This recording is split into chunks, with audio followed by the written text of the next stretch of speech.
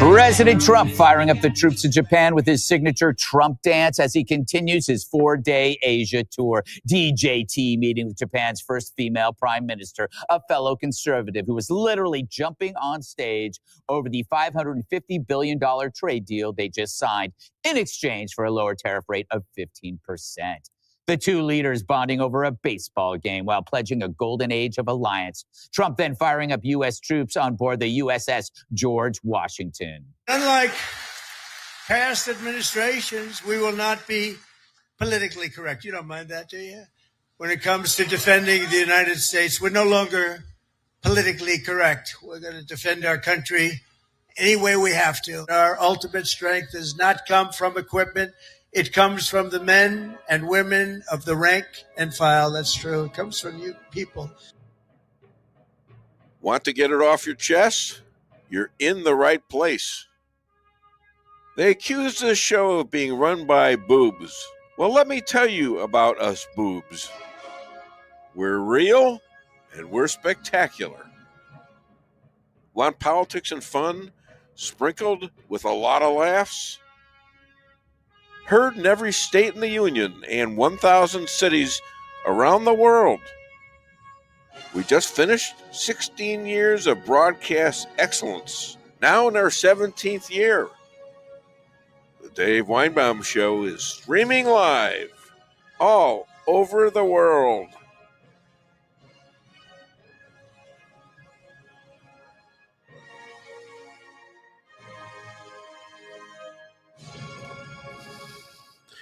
What is a president's job when those who hate the system cause the bankruptcy of the government to pay its armies, airline pilots, those on food stamps? Should they capitulate to those who would destroy the promise to protect our people from attack or starvation? Hell no. The GOP won the election overwhelmingly and should be allowed to feed our poor, our militias, and other necessary services.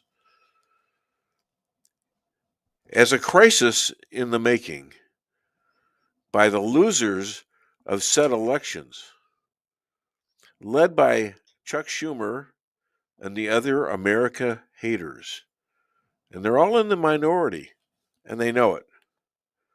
Republicans must vote to make the filibustering Dems the minority that they achieved with the hopes of destroying the one man who beat him and beat him bad, Donald J. Trump. Their attack on America can be stopped by a majority vote. A law must be voted on right now. The communists must be controlled by the vote, and any riots or attacks must be handled to honor the majority vote. We can even name it after Schumer.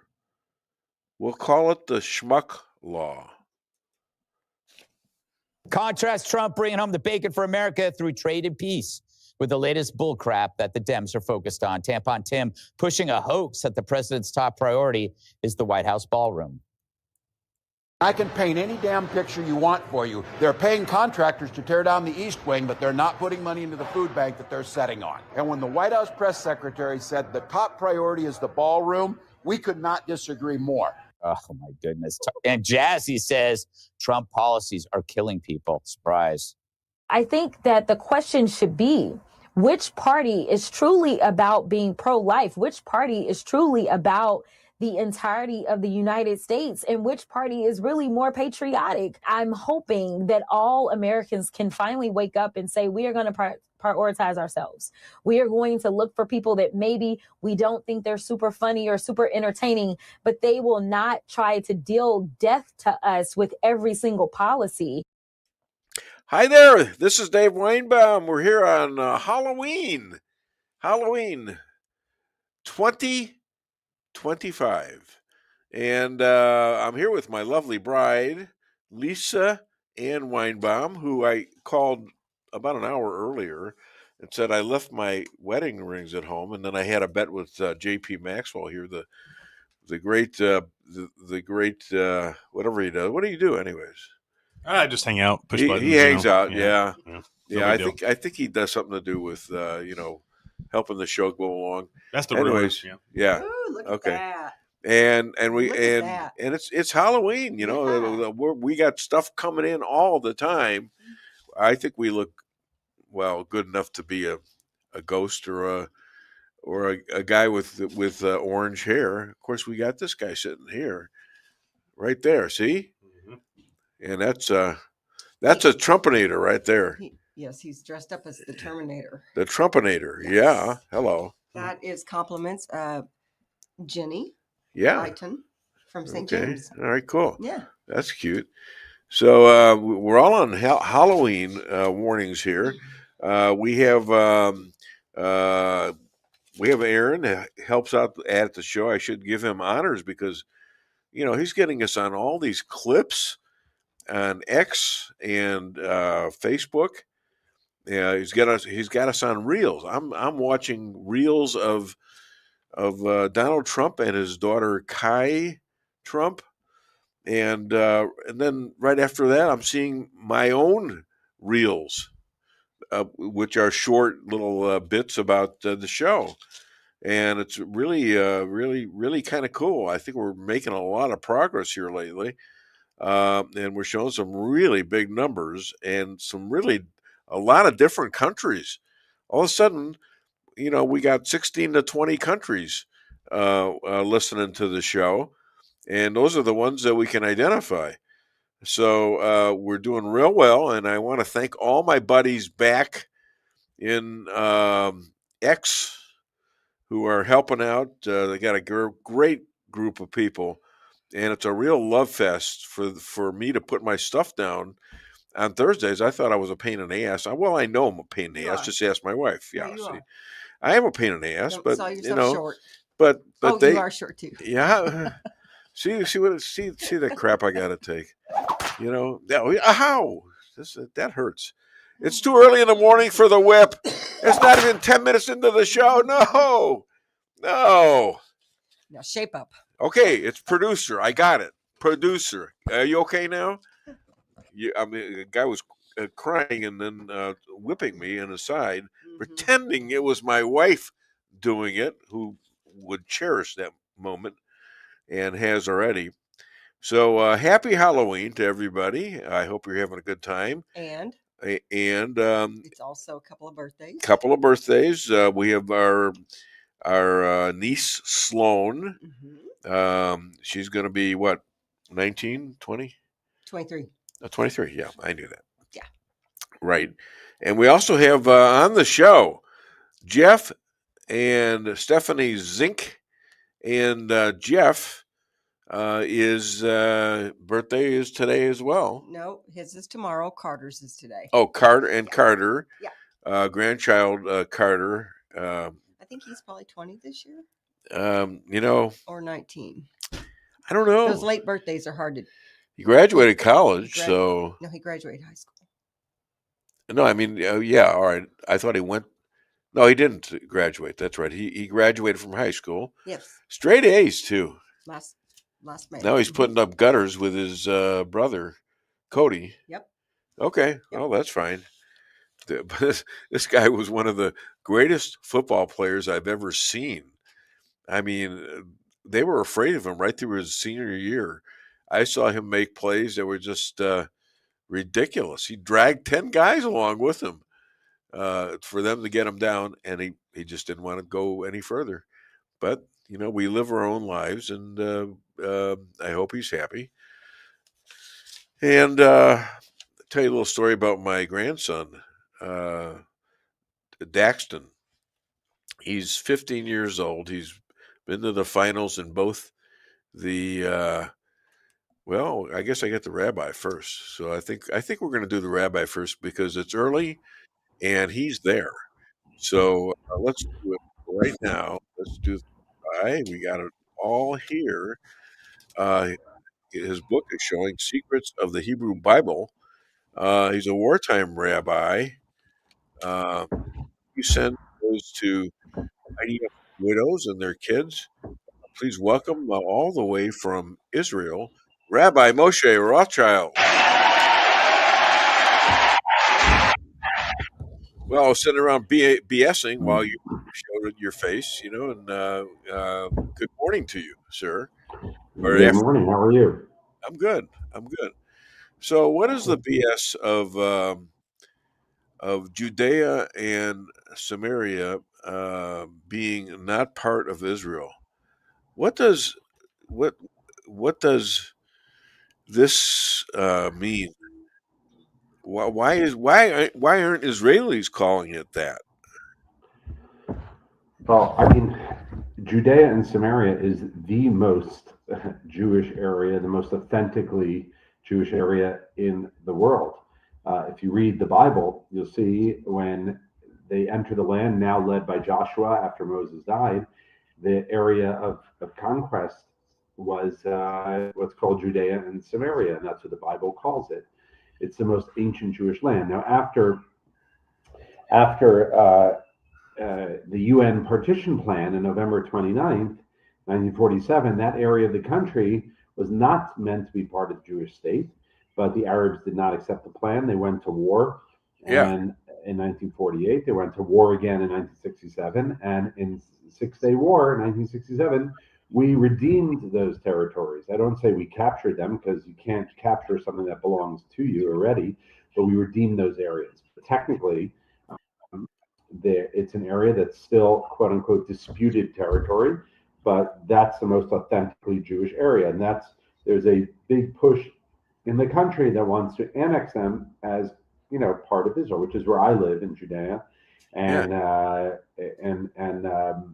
right at the moment, the United States government doesn't support it. It's not that the US government doesn't support it. They don't support the timing right now. Yeah. Because right now, and 72% of Israelis agree with the United States here, that at the moment, the higher priority would be the Abraham Accords, and annexing Judea and Samaria would jeopardize any future countries joining the Abraham Accords. So at the moment, it's put on the back burner, but hopefully there'll be another opportunity, like the Golan Heights. We annexed that, and Donald Trump recognized it. And we will one day annex Judea and Samaria back as part of the Jewish state. But technically, it's a separate area. When did Hashem, God, show the map that he was giving to the Jews, and in what way did he show it to them? Well, he shared the geographical boundaries of the land, like from the Mediterranean Sea to the Euphrates, and in the north to the, there's geographical definitions that stand the test of time. In other words, the Mediterranean Sea does not move. The Euphrates River does not move, right? And so the Bible gives the geography of the land of Israel. Okay. It's not like saying from Egypt to Syria to, because we're Syria a little short, aren't we, of the land that was promised? Correct. We are not. I think you've been somehow adapted by somebody who doesn't want to hear this. So you're gonna check your is it him? Yeah. Microphone's cutting out. Microphone is cutting out.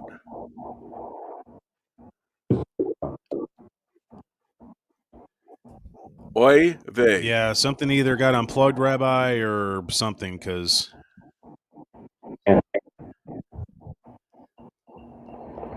Hello?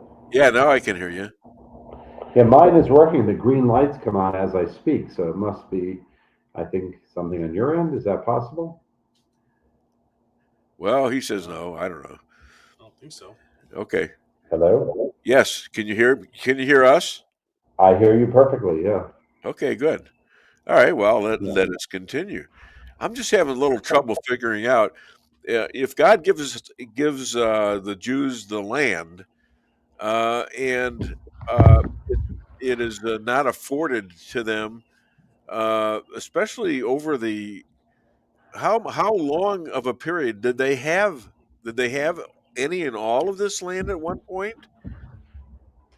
Um, Look, under King David was the largest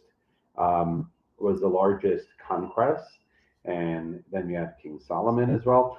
Yeah. But I don't think that all the way to the Euphrates, as the Bible describes it, we were ever able to conquer all of the land that was promised to us by God. Look, when Joshua came in and started to conquer land, he did not succeed conquering the whole land, and so on and so forth. So it took place over many generations, but we never got to that point.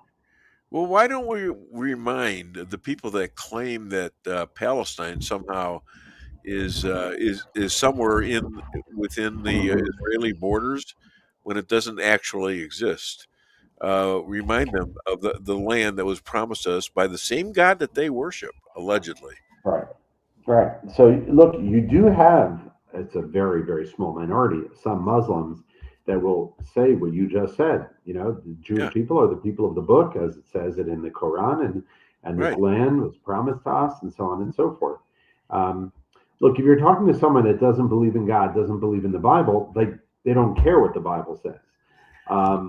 But what I would say is this: like, even if someone doesn't believe the Bible's a divine book or anything like that, there's ample archaeological evidence that the Jewish people, the Israelites, were here in the land way before Islam even existed as a nation, as a religion, I should say. But there is plenty of archaeological evidence to support the historic connection of the Jewish people to the land, whether you believe in the Bible or not. And you go back already to King David. They said, well, King David didn't really exist. He's a mythical character like King Arthur. And then suddenly we found his name on a piece of pottery in the north, where it refers to the house of David. Yeah. And so that sort of stopped that. Your artifacts are great reminders that it is true. Right. As they say, don't let the facts, get in the way of a good story, And the problem is, but I don't see us combating that with God's name attached to it. All I see is well, we don't want to, we don't want to, we want to mow the lawn here.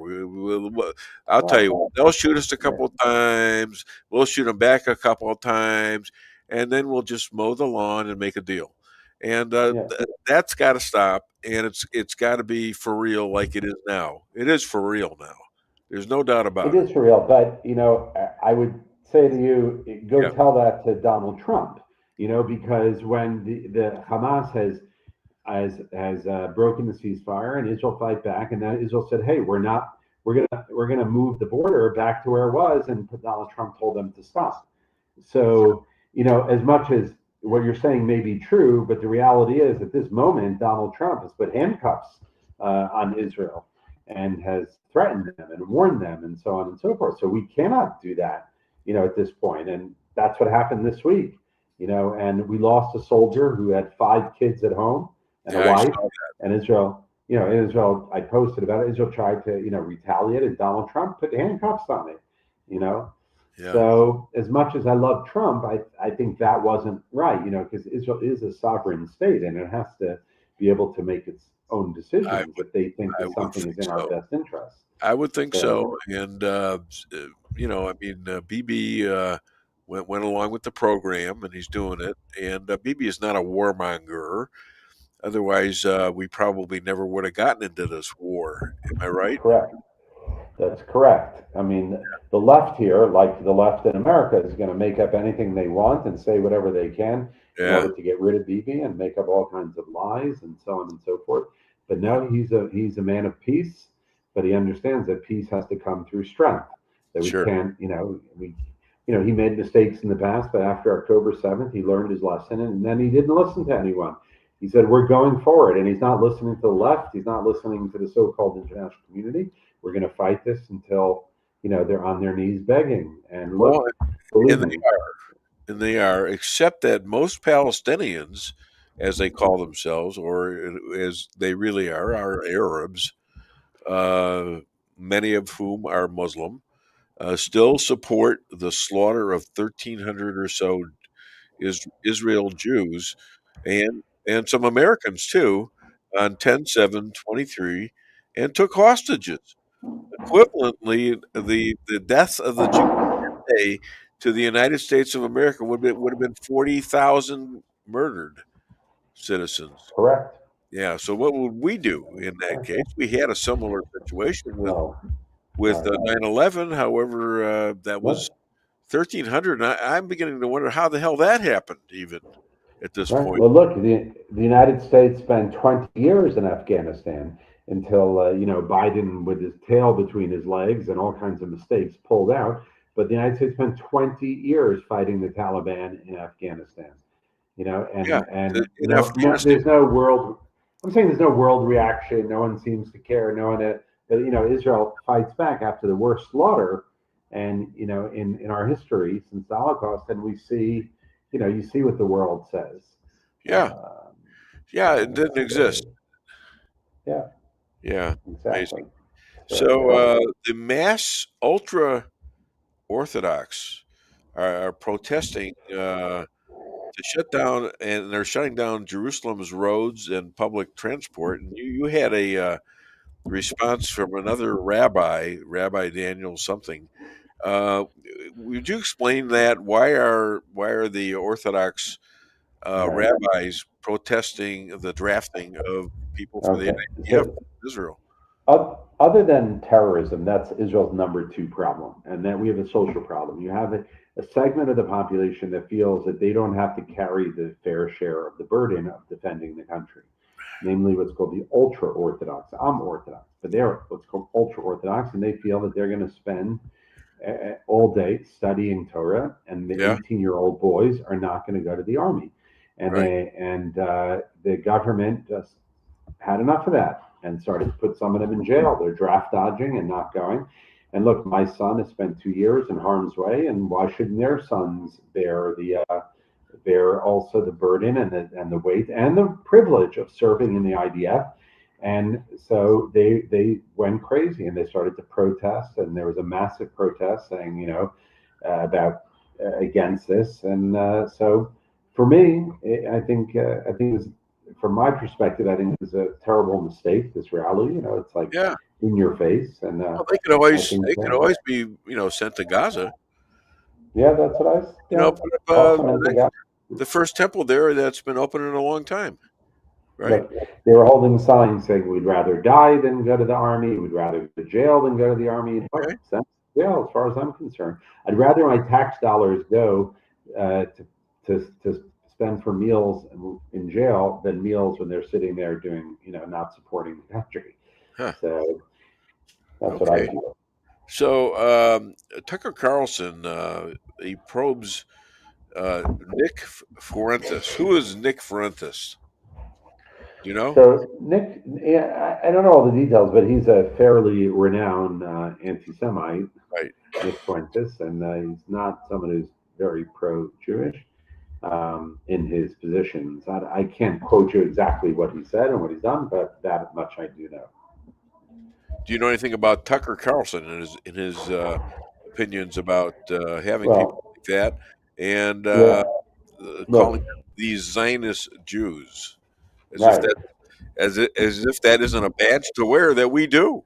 And that Well, not only Zionist Jews, he has criticized evangelicals who are Zionists, Christian Zionism, where he said it's a poison in the church and this and that. He's of the same ilk of Mel Gibson. Remember, Mel Gibson got caught in a big anti-Semitic rant, and so he's part of that Catholic movement, and so is Candace Owens, and he's off the rails. Personally, I feel, I can't prove it, and it's my personal feeling, and it's just a theory, that he's funded by Qatar. And there are people that can be bought. He's funded by the Arab state of Qatar. Yeah. Like turn around, offer someone $10 million, and they'll say, it reminds me actually of there's a very funny joke with Woody Allen where someone calls him up and says, Mr. Allen, we're calling from a certain vodka company. We'd love for you to be our sponsor, and we'd love for you to be our spokesman.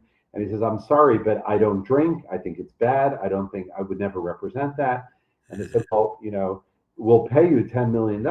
He said, let me put Mr. Allen on the phone 1 second. So, I feel like, that's pretty good. They'll talk one way, but, there are a lot of people in this world that offer them $10 million and they'll say whatever you want, and they'll change their tune in a heartbeat, So I can't prove it, but I suspect Tucker Carlson's too smart a guy to change his tune from 180 degrees so quickly. He was a defender of Israel. He was a good, and suddenly but it's not even just that he changed. He's like insane, and anti-Semitic, like rant. Yeah. I was wondering about that with Candace Owen, because I vaguely know her. I mean, we've traded some comments on X, and I just couldn't believe how nasty towards Jews she became all of a sudden when she was doing Ben Shapiro's show, on Daily Wire and things like that. What got to her? Was it money? Was it her husband? Well, they say she married this guy who, so very much in that, way of thinking. And I don't know, but like people are calling for her to go see a therapist. I mean, she's like insane, like saying some crazy. She was saying Donald Trump assassinated her. I mean, she had some crazy things this week. Wow. It's very hard to I don't know, the human mind. What's crazy is that she has a huge following. It's like just shows you, but where are they following her to?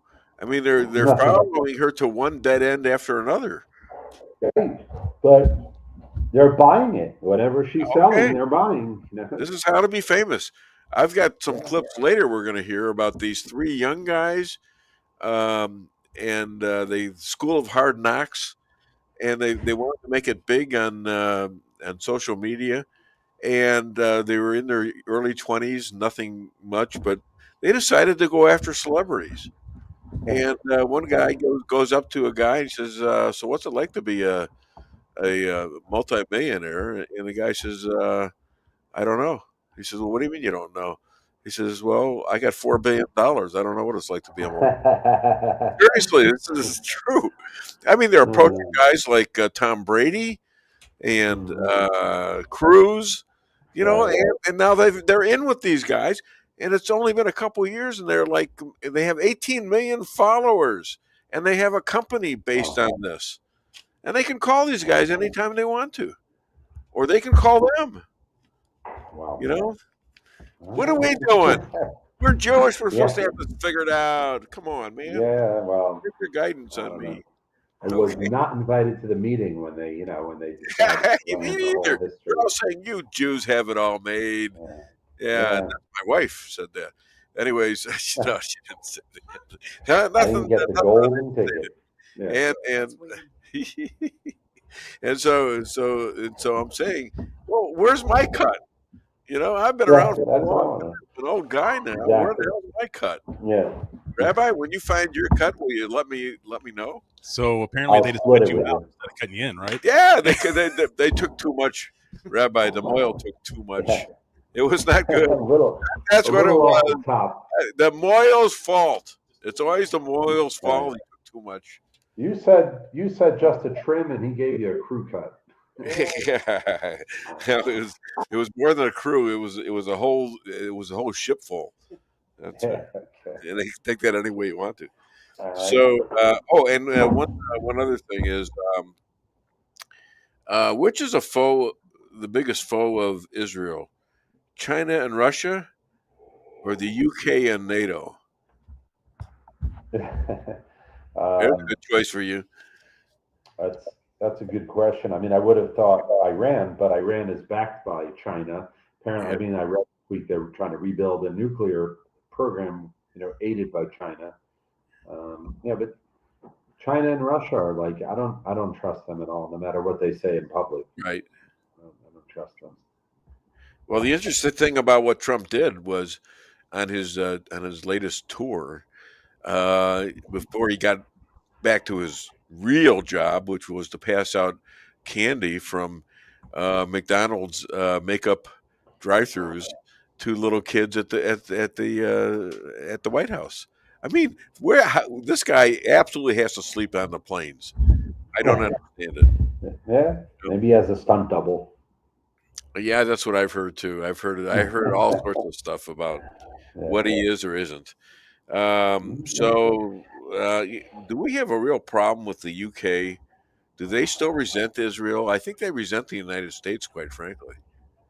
Yeah, I think so. I think Starmer and Donald Trump don't seem to get along very well. Starmer felt slighted by Donald Trump, so it's who cares? You know, they're a third-rate power.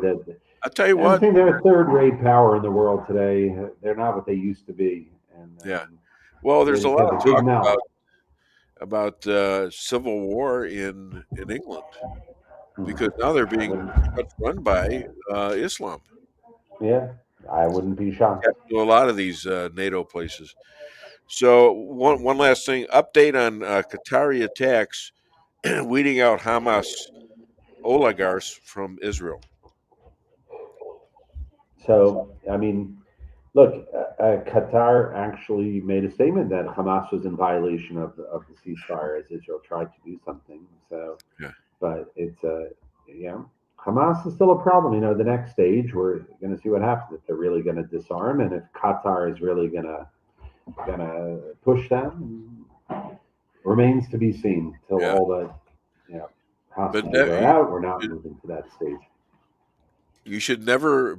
I think God had something to do with the new attitude of we're not gonna take this kind of attack ever. And I hope I hope it lasts. Yeah, I hope it lasts. Yeah, I agree. And others should be recognizing that, including Donald J. Trump. Now, I'm sure his advice was probably just getting the thing in, just getting it started. Yeah, and there might be a lot of merit to that.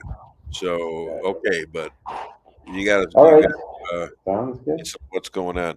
Other than Dave Weinbaum Show, where can people follow you and buy your book? Well, there it's on your screen, secretsofthehebrew.org. They can go there to get a copy. They can go to our website, israelalliance.org, facebook.com/Israel Alliance. We'd love to hear from you. You know, Rabbi, I tried to close the bar, but I ended up with a bender. Ladies and gentlemen, Rabbi Moshe Rothschild. All right, guys. Shabbat Shalom. It's early this week. I was getting to it. Okay, the rest. There we go. Funny, bastard. You know, I say that with love because that's Eddie Murphy pretending to be a Jew. Yeah, that's good. Oy vey. Who knew? Okay. Shabbat Shalom, my friend. Shabbat Shalom. Take care. All right. All the best, everyone. Kids. Okay. Bye. You got it. Bye-bye. All right. So that's the Rabbi and a lot of interesting news on that. A lot of stuff that people, they hear one thing and then you listen to him, you understand what's really going on. He's there. He knows Ron Dermer, for God's sakes, a second in command to Bibi Netanyahu. They got me on a actual interview with Dermer, and that was cool. So getting back to this week, we've got, what do we got? Oh, we got in 5 minutes, we got JJ. In case you're wondering, we changed because of the time differences. Well, I made it through like a half an hour at least.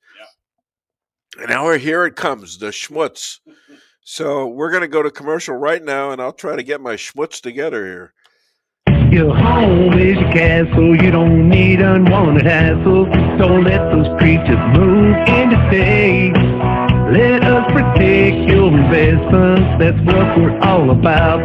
Plank Termite and Pest Control will save the day. Plank is locally owned and family operated right here in Rolla, a Google preferred business. Our customer service and your satisfaction is our #1 goal. So call Plank today at 368-3333. Plank them out of pest control will save the day. Honey, what are you doing? What does it look like I'm doing? It looks like you're filling up a swimming pool. Yep, I'm filling up a swimming pool. In our living room? How else am I going to watch the game and stay cool? If your AC is on the fritz, call Hartley's Climate Control. Hartley's is the area's best in HVAC repairs, installs, and maintenance. Knowledgeable, honest, and dependable. Serving Rolla and the surrounding areas for commercial or residential needs. Hartley's Climate Control. Community born, community raised, community serving. Call Hartley's Climate Control today at 573-368-3163.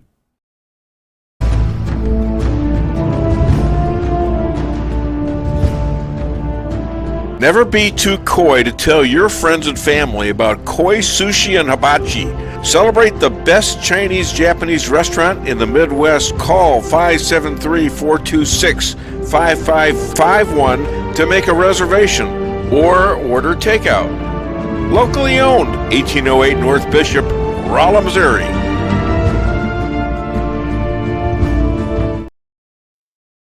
We can sum up McDonald's new crispy chicken sandwich in one word. Crispy. But also juicy and tender. Okay, it's crispy, juicy, tender. All one word? But then, also pickle. Oh, and potato bun, which is two words. Okay, we can't sum up our new crispy chicken sandwich in one word, so you'll just have to try it to understand it. Order ahead on the McDonald's app at participating McDonald's. Ba-da-ba-ba-ba. Merrill's Quarry and Asphalt, 40 years serving cities, counties, and everyday businesses with driveways for people who live and work in our little piece of heaven right smack dab in the middle of America. Call 573-578-9101 for your free estimate of rocking, rolling, paving, driveways, sealing, and striping too. That's 573-578-9101 for your free estimate. Your home is your castle. You don't need unwanted hassle. Don't let those creatures move in to stay. Let us protect your investments. That's what we're all about. Plank termite and pest control will save the day. Plank is locally owned and family operated right here in Rolla, a Google preferred business. Our customer service and your satisfaction is our number one goal. So call Plank today at 368-3333. Plank termite and pest control will save the day. At your locally owned Price Chopper, our standards are high because we know yours are. See for yourself what an incredible fresh selection of grocery items we have in store. Talk to our expert meat associates about what you're looking for. They're happy to meet any special requests like custom cuts, or see our expert produce associates on how to pick out the best fruits and vegetables. Quality in the deli means fresh, full flavor, and always delicious. If you're craving fresh baked goodness, we have that too. You can expect the best selection and the best value while interacting with our friendly and knowledgeable employees. You can find what you're looking for fast and easily at the best prices at Price Chopper. Fresh savings every day.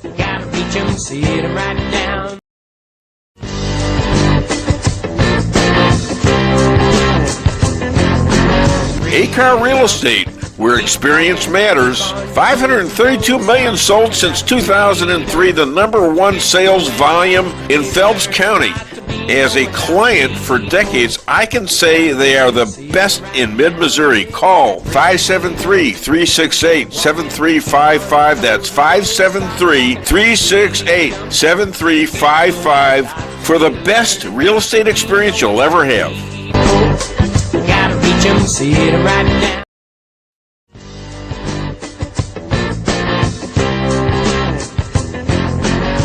Insurance going up like crazy? Daniel and Henry Insurance is one of the largest private insurance companies in the world. Richard Boyette, 314-444-5011. He's my guy at Daniel and Henry for 10 years. Business or personal, call Richard at 314-444-5011. He's the best. Maybe it's for a kitchen you've always wanted. Maybe it's just to have a little extra room. Whatever the reason you're considering a new home loan, it's good to know that Town & Country Bank will guide you in the right direction. Our experienced local lenders are here to help you with a new home construction, remodeling projects, and fixed and adjustable rate home loans. You can even start the process online by clicking Online Mortgage Center at tcbanks.com. Smart, friendly solutions. Town & Country Bank. Member FDIC, Equal Housing Lender. Ladies and gentlemen, I am honored to have the next guest on the show. He has been such a nice person that he switched readily with the rabbi for times because the time has changed in Jerusalem, in Israel. And he's always been like that. He's a great trooper, and he's 257 years old, and he is a great American, and he's a veteran, and he's an expert at guns, so don't mess with this guy. Please welcome all the way from Rolla, Missouri, Jeffrey Bradshaw. Hi, JJ. How are you? You know, it's another good day, Dave. Yeah. I wasn't prepared to talk about this, but I do have a comment regarding Judea and Samaria. Yes. That partitioning was, of course, Six-Day War in 1948. That was done by foolish human political people. And right. The fact is, the return of God, that will be set straight. So we're just waiting for that. No need to be concerned about that. Foolish humans can't do much about that. So has God RSVP'd you and said exactly when he's going to be here? Or? No, that's just my belief. But okay. Foolish humans do so many stupid things. If you look at our country, you can see the stupidity has been rubber stamped again and again. Godless to a certain extent. And God will set that straight. Ultimately, that will. Not that everybody has knowledge of what God's going to do, but it's good to think, well, what he may do and what he said he's going to do, and then take that seriously. It's a matter of faith, Dave. Yeah, exactly. Yes, sir. Okay. I came prepared today to talk at some length about Operation Arctic Frost. Yeah, please. Because this is going to be a big deal. This is in the process of exploding. I wish I was the guy that lit the fuse, but I wasn't. But for those of your listeners who watch the mainstream news and get no news, Operation Arctic Frost was spying on Republicans, conservatives, a whole bunch of folks. And I've got some statistics to give you regarding that. This circles around Jack Smith, but Jack Smith was only the operative. This was, I am sure, to be proven right, ordered by Barack Obama through Joe Biden.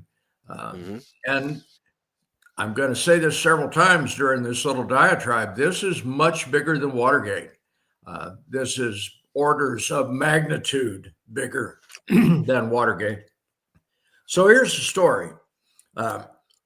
Chris Wray, Jack Smith, Merrick Garland, other folks put together this little idea that it would be okay to go through a FISA judge, in this case, Judge Boasberg, and spy on Republicans, ostensibly because these Republicans disagreed with the results of the 2020 election. This is the long and short of it. Is this constitutional? Absolutely not. But these folks did this, and the question always becomes why? Well, they were sure they were going to win politically, so that none of this would ever see the light of day. Right. Their Department of Justice would bury this stuff so deep it would take a miracle for weren't it. They counting on beating Trump in 2020, and that would be the last time, and now we're going to bury the SOB and all his followers. Absolutely. And therefore, he'll never come back. We won't have to deal with him. Their level of confidence, although foolish, was rather high.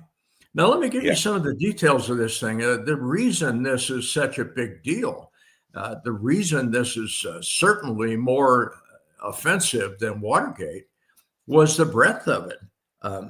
these folks issued 197 subpoenas against telecom companies, against all manner of companies to get information on Republicans.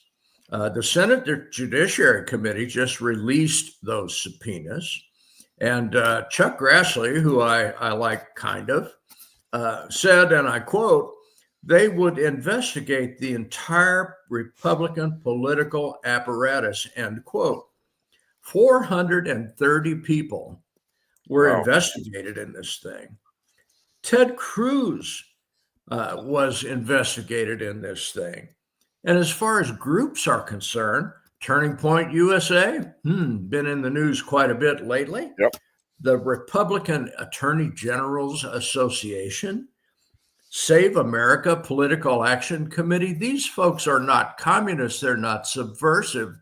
If anything, they're patriots. And through Judge Boasberg and others, these folks investigated them. This is investigating your political opponent for nefarious means.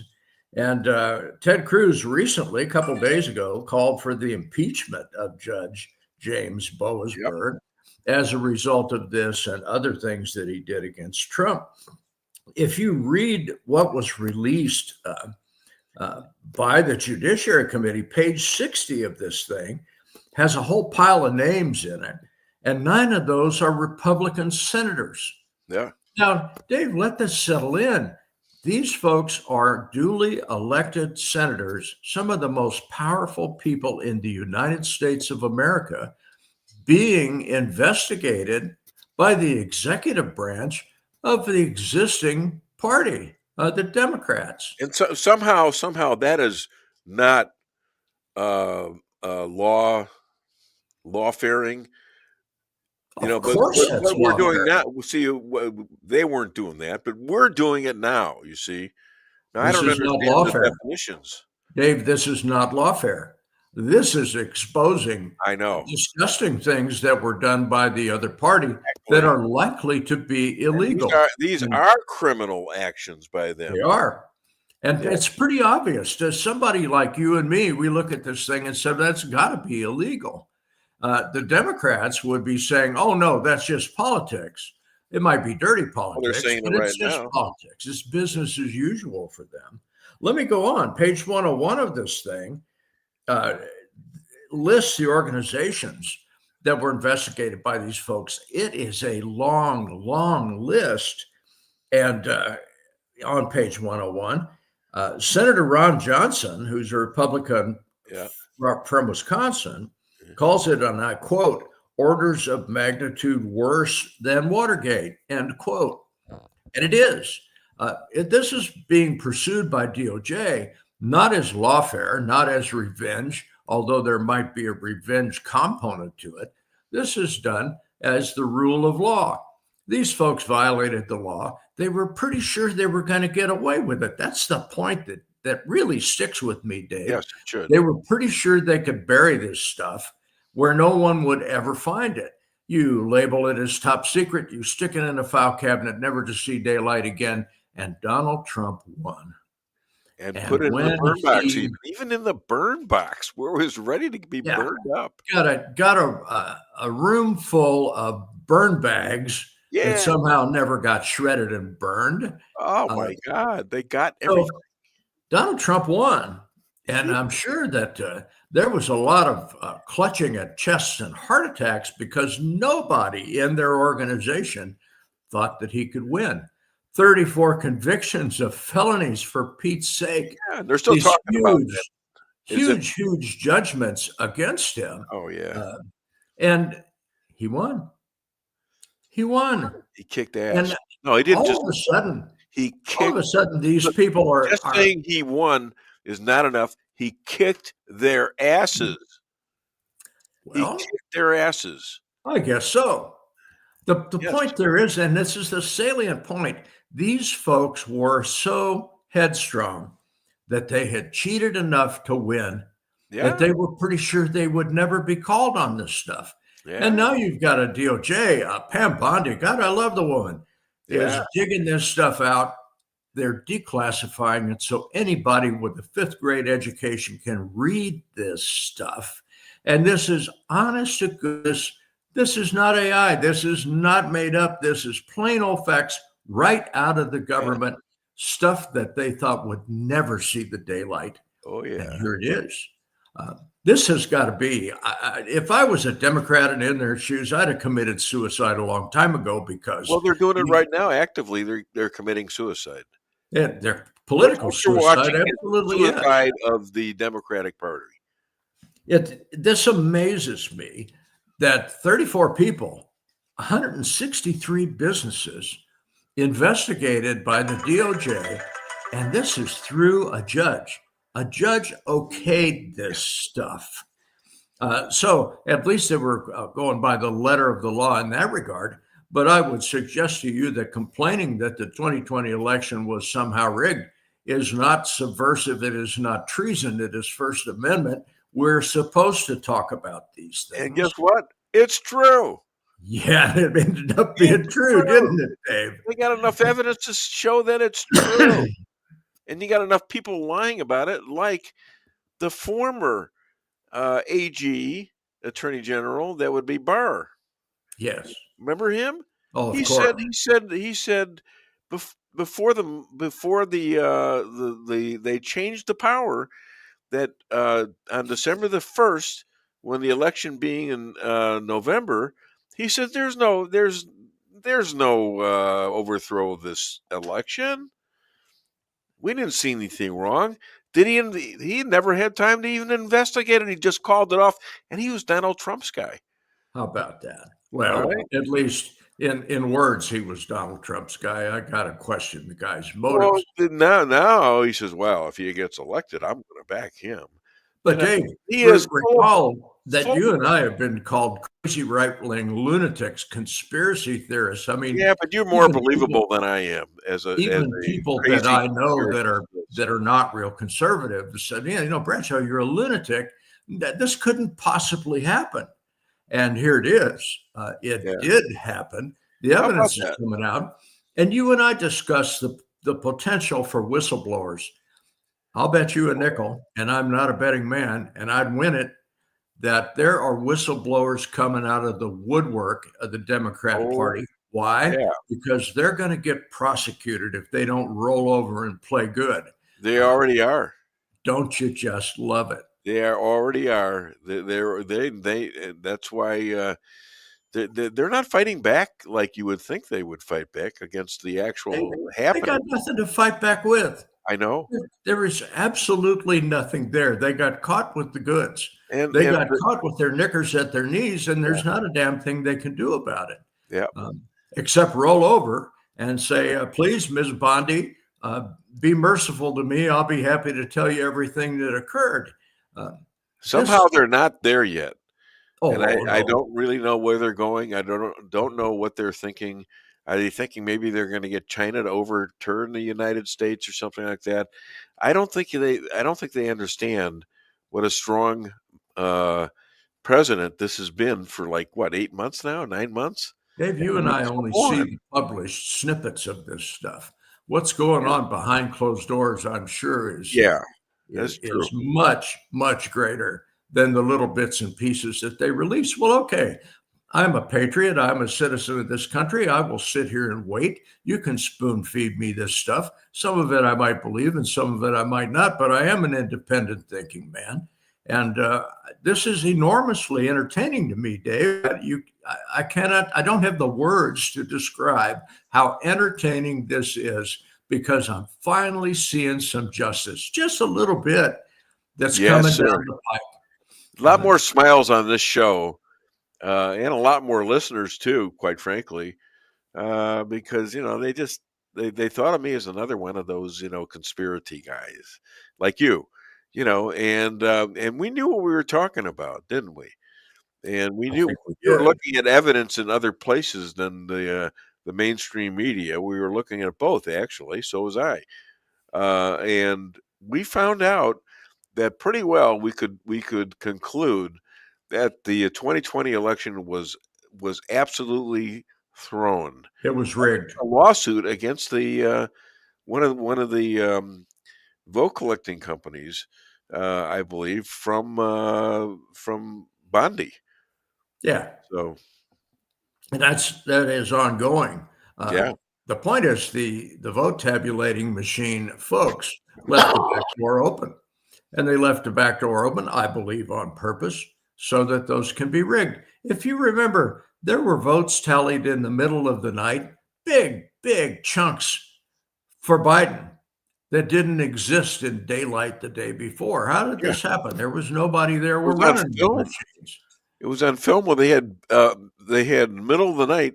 They had suitcases that were hidden, and they were you were showing them. They were showing them going in and out with the same vote. See, Dave, if you're the party in power, you can bury that stuff, even though there's video evidence. You can say, it didn't happen. There was nothing there, and there's nobody in your organization that's going to pursue that because you won. The fact that Trump won this thing, I'm sure, absolutely floored a bunch of people in the Democrat Party who thought this was in the bag. Yeah, and it like I said before, Dave, this is so enormously entertaining to me because it proves that our two-tiered system of justice, actually the right side is winning for a change. Yeah. Well, okay, I'm fixing to change channels here because I'm running up on the clock pretty soon. Let's talk about the Autopen for a minute because there's been a lot of fur flying over that. When the Justice Department and the House Judiciary Committee started looking into the Autopen, there is no paper trail that they can find so far that suggests that Joe Biden directed his staff to use the Autopen for pardons. Right. In fact, there appears to be a big chunk of paper trail missing. So they look back at other presidents that have used the Autopen, and in fact, there is a paper trail where the president directs his staff to use the Autopen on this. For instance, Christmas cards. Yeah. Donald J. Trump is not going to sign 220,000 Christmas cards to his supporters. The Autopen. That's why he never sent one to me, honey. Yeah. Well, Trump never sent. He's always asking for contributions. No, he thinks you're a kook, Dave, and he thinks I'm one too. I never got a damn thing. He writes to me. I swear to God, I get 10 notices a day from him. Dave, do I have your right phone number? Yeah, right. So, okay, the Autopen, it is at least being suggested by the House Judiciary Committee that Joe Biden had no knowledge of the pardons that were being signed by the Autopen.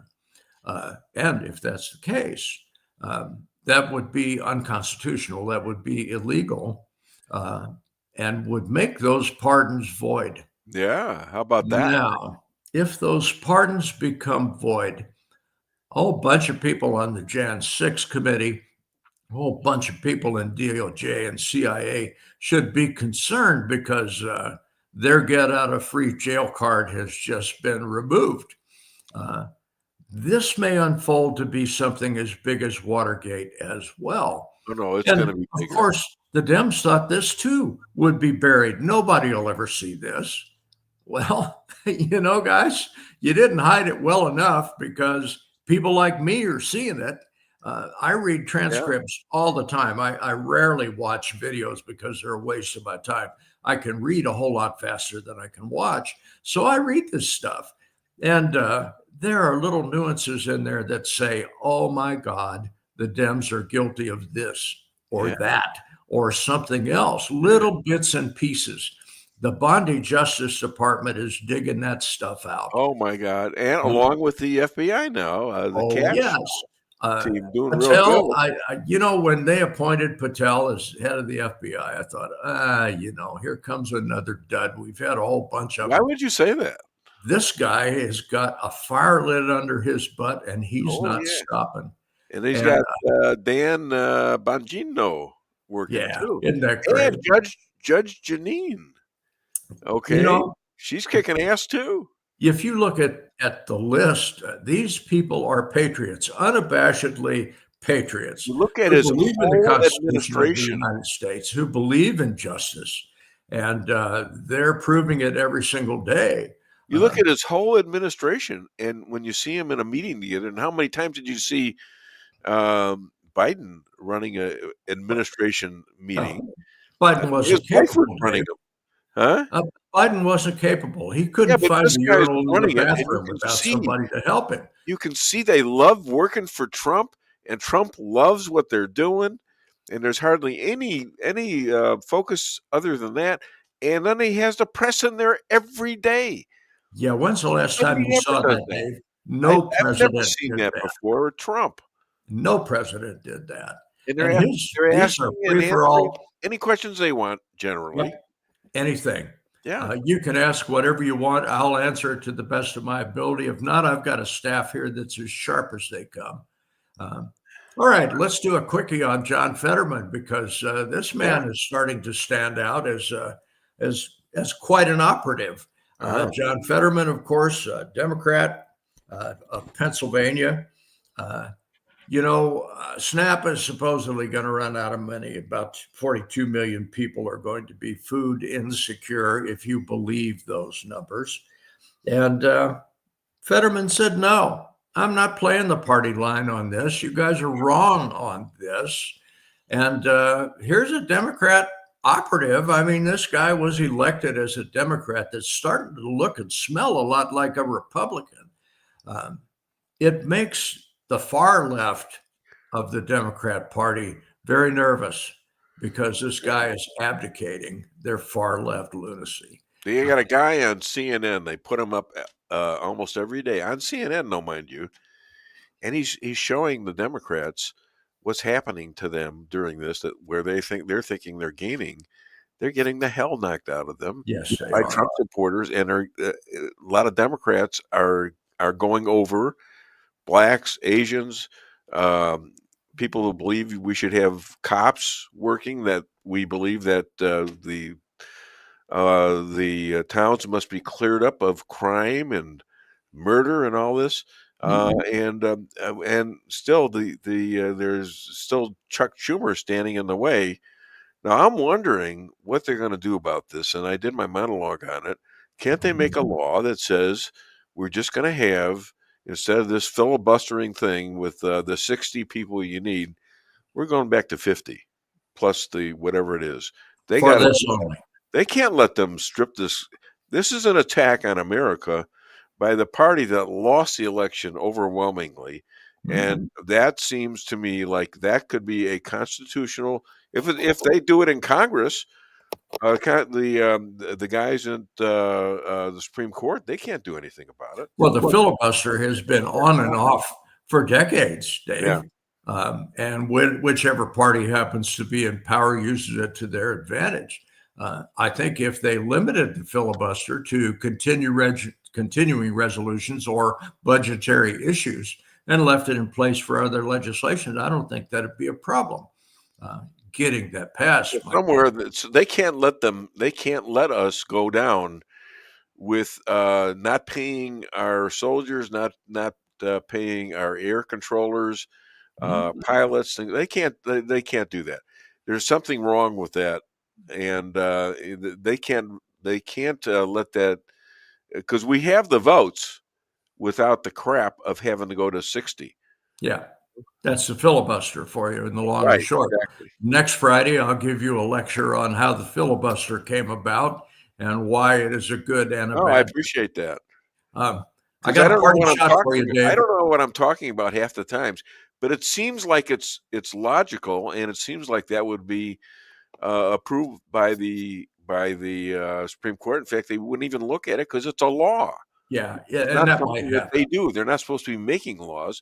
They just have to see whether or not the laws are constitutional. Well, recognize that this is the Democrat Party in their death throes. They are that way. They're digging their heels in behind an untenable situation. They're digging their heels in such a way that we're looking at a lot of violence. And in fact, we are looking at violence every time you look at Portland and Chicago and all the other 10 years worth of rioting that the left has shown us, and then they're expecting everyone to believe about 1/6, about what happened on 1/6.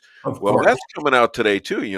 I have the guy that on this show coming after you, Mr. McCloskey, Mark McCloskey, who is the lawyer for all the 1/6ers who were pardoned, and most of the ones that weren't pardoned, that are still dealing with this. Always enjoy listening to Mark and Pat. Jeff Zink is coming on after him. Yes, and indeed. That was his judge, Beesburg, with his son Ryan. Yeah, Boasberg. That could be going to the Supreme Court. So Can I do a parting shot with you, Dave? Because I'm way over time. No, you're not. Judicial overreach. You mentioned Chicago. Yeah.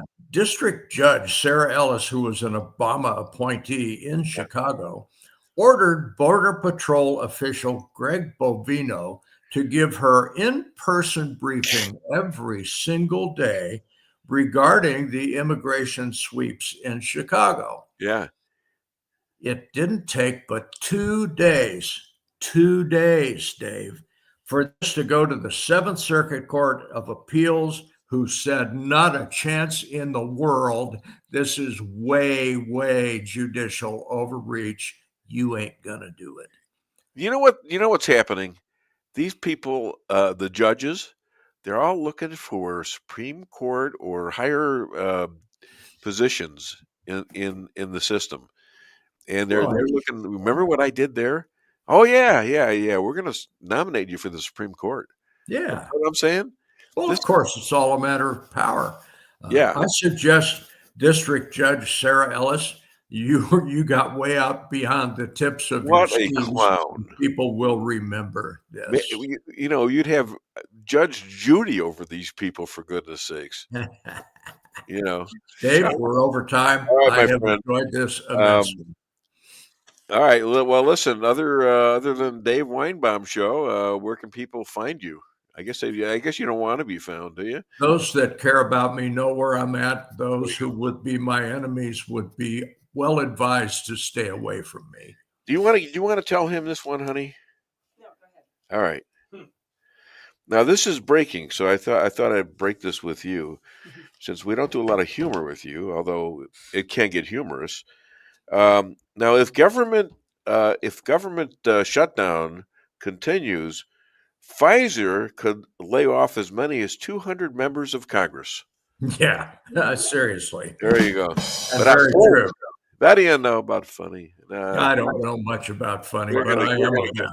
This is who I love. You know from funny, you bastard. Now, see, I know you're not a bastard, but I thought you need to be in on the joke. I am sufficiently chastised, Dave. Yeah, I will be speaking with you again next Friday. All right, my friend. You have a great weekend. All right, my dear friend. Good day. Bye-bye. All right, so that's great, and we got plenty of time now.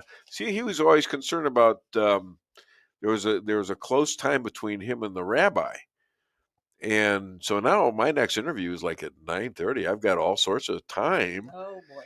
And I got lots of stuff though. If you want to call the show, despite my wife's warnings, I'll be nice to you. I'm not sure about being nice to you because it doesn't work. In any event, the phone number is 573-578-2700, or you can also comment to us on Facebook, X, YouTube, and on Rumble. All right. So let's go back to let's play a couple of the clips that were tagged on to the first couple. Let's hit that. When you see Trump go abroad, do you get the sense that to the rest of America, to the rest of the planet, he's kind of a symbol of America? Sure. He's because he kind of encapsulates all the personality, the optimism, the excitement of America when he goes where he goes. I think absolutely, but I do think that you kind of think that, especially in the receiving country, certainly thinks that. That's why sometimes when President Biden would get up there and try and start to talk, and it was feeble and unsure, it would be like, that's not that's us. not us. That's not us. I think he's had a great visit. I love that the Japanese gave him Shinzo Abe's putter. That's nice. And creative gift giving is a real part of their culture. And I'm sure he was touched by that. Like he'll never forget it. And so those kinds of personal touches can really matter when the rubber hits the road in the future. For example, if China makes a move on Taiwan, or if North Korea starts to make some moves, then Japan can say, Mr. President, she can give him a call. Think about right out of the gate, he laid claim to the Arctic.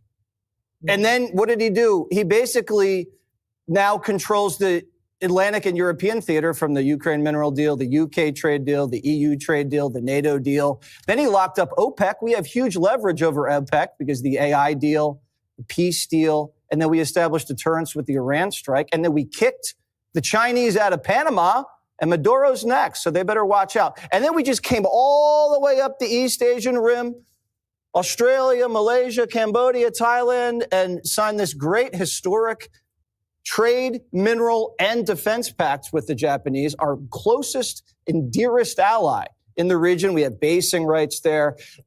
They hate China.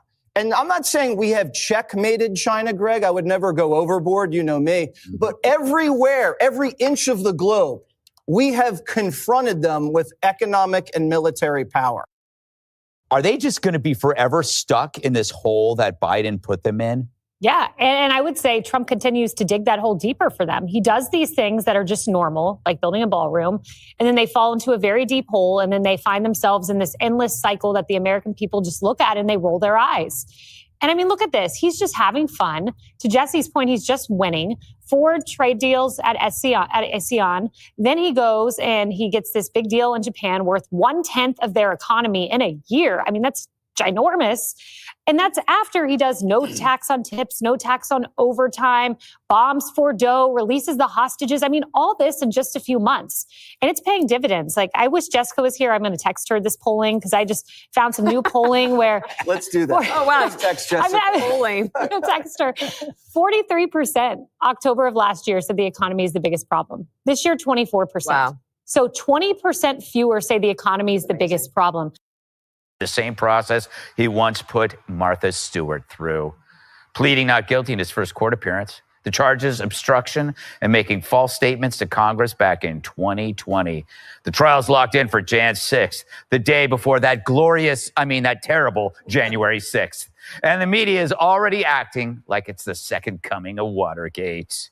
Not since Watergate, Anna, have we seen a president weaponize the Justice Department to go after his political rivals. This is one of the most significant cases in America's 249-year history. A president of the United States directed that one of his opponents be prosecuted because he didn't like that individual. This is an effort by the president to use the power of the federal government to muzzle somebody he doesn't like. The legal case is simply a way to get Jim Comey to shut up. So now we're back on the show, and as you can see, we have Who's Your Caddy, number 45 and 47 right there on your screen. Compliments of, well, our host, Mr. Dave Weinbaum. Yeah, I'm standing here naked, and it's cold as hell. Oh, gosh. Tell him that. He's standing there with his top off, and he doesn't want to show anybody. I've got your microphone on so they can hear you. We'll get jealous, and my wife is here, and she doesn't want any other people to I don't want to have to fight people off. Huh? I don't want to have to fight people off. That's just right. because you do striptease Exactly. on your show. She doesn't want to have to beat up any women and stuff like that who are chasing me down because they saw me half naked on a podcast show. You're not supposed to do that, are you? No, we got the full show here in the studio, so yeah, it was quite the scene earlier. Oh my God, I think we're getting a lot more hits. The numbers on are the spiking site. Here now. Maybe I should do this and just stand here and do it, and you do the rest of the show. All right, let's go to commercial so we don't get everybody crazy here. All right, thank you. Your home is your castle, you don't need unwanted hassle.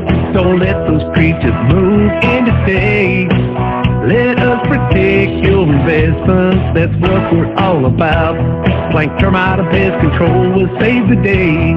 Plank is locally owned and family operated right here in Rolla, a Google preferred business. Our customer service and your satisfaction is our number one goal. So call Plank today at 368-3333. Plank Termite and Pest Control will save the day. With warmer temperatures right around the corner and allergies ramping up, now's the time to get those AC units serviced. At Hartley's, we pride ourselves in offering outstanding service with fast response times. With proper maintenance, you can make those hot days be a lot cooler and remove those pesky allergens that always seem to find their way into your home. Call us today so you can be living a much cooler and healthier life. Hartley's, community born, community raised, community serving. Call Hartley's Climate Control today at 573-368-3163.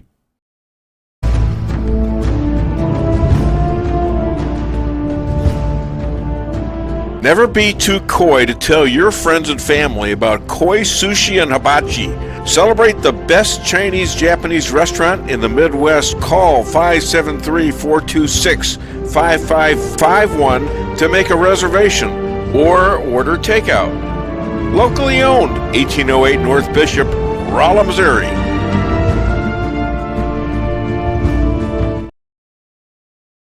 We can sum up McDonald's new crispy chicken sandwich in one word. Crispy. But also juicy and tender. Okay, it's crispy, juicy, tender. All one word? But then, also pickle. Oh, and potato bun, which is two words. Okay, we can't sum up our new crispy chicken sandwich in one word, so you'll just have to try it to understand it. Order ahead on the McDonald's app at participating McDonald's. Ba-da-ba-ba-ba. Merrill's Quarry and Asphalt, 40 years serving cities, counties, and everyday businesses with driveways for people who live and work in our little piece of heaven right smack dab in the middle of America. Call 573-578-9101 for your free estimate of rocking, rolling, paving, driveways, sealing, and striping too. That's 573-578-9101 for your free estimate. Your home is your castle, you don't need unwanted hassle. Don't let those creatures move in to stay. Let us protect your investments, that's what we're all about. Plank Termite and Pest Control will save the day.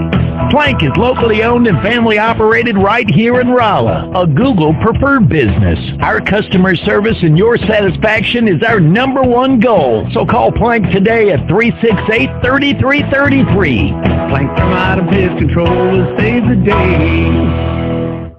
Busy schedule? Let your locally owned Price Chopper help you save time with online shopping. It's easy. Sign up to tcmarkets.com or download our mobile app in the App Store or Google Play. Create an account and browse through the categories and choose the items you need.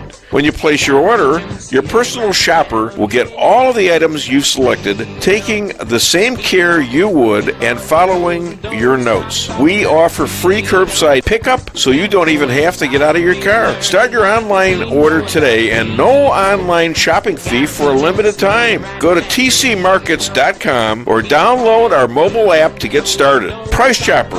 Fresher savings every day.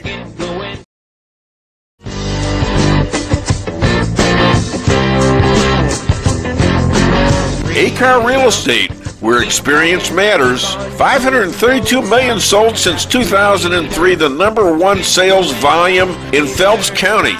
As a client for decades, I can say they are the best in mid-Missouri. Call 573-368-7355. That's 573-368-7355 for the best real estate experience you'll ever have. Gotta reach 'em, see it right now.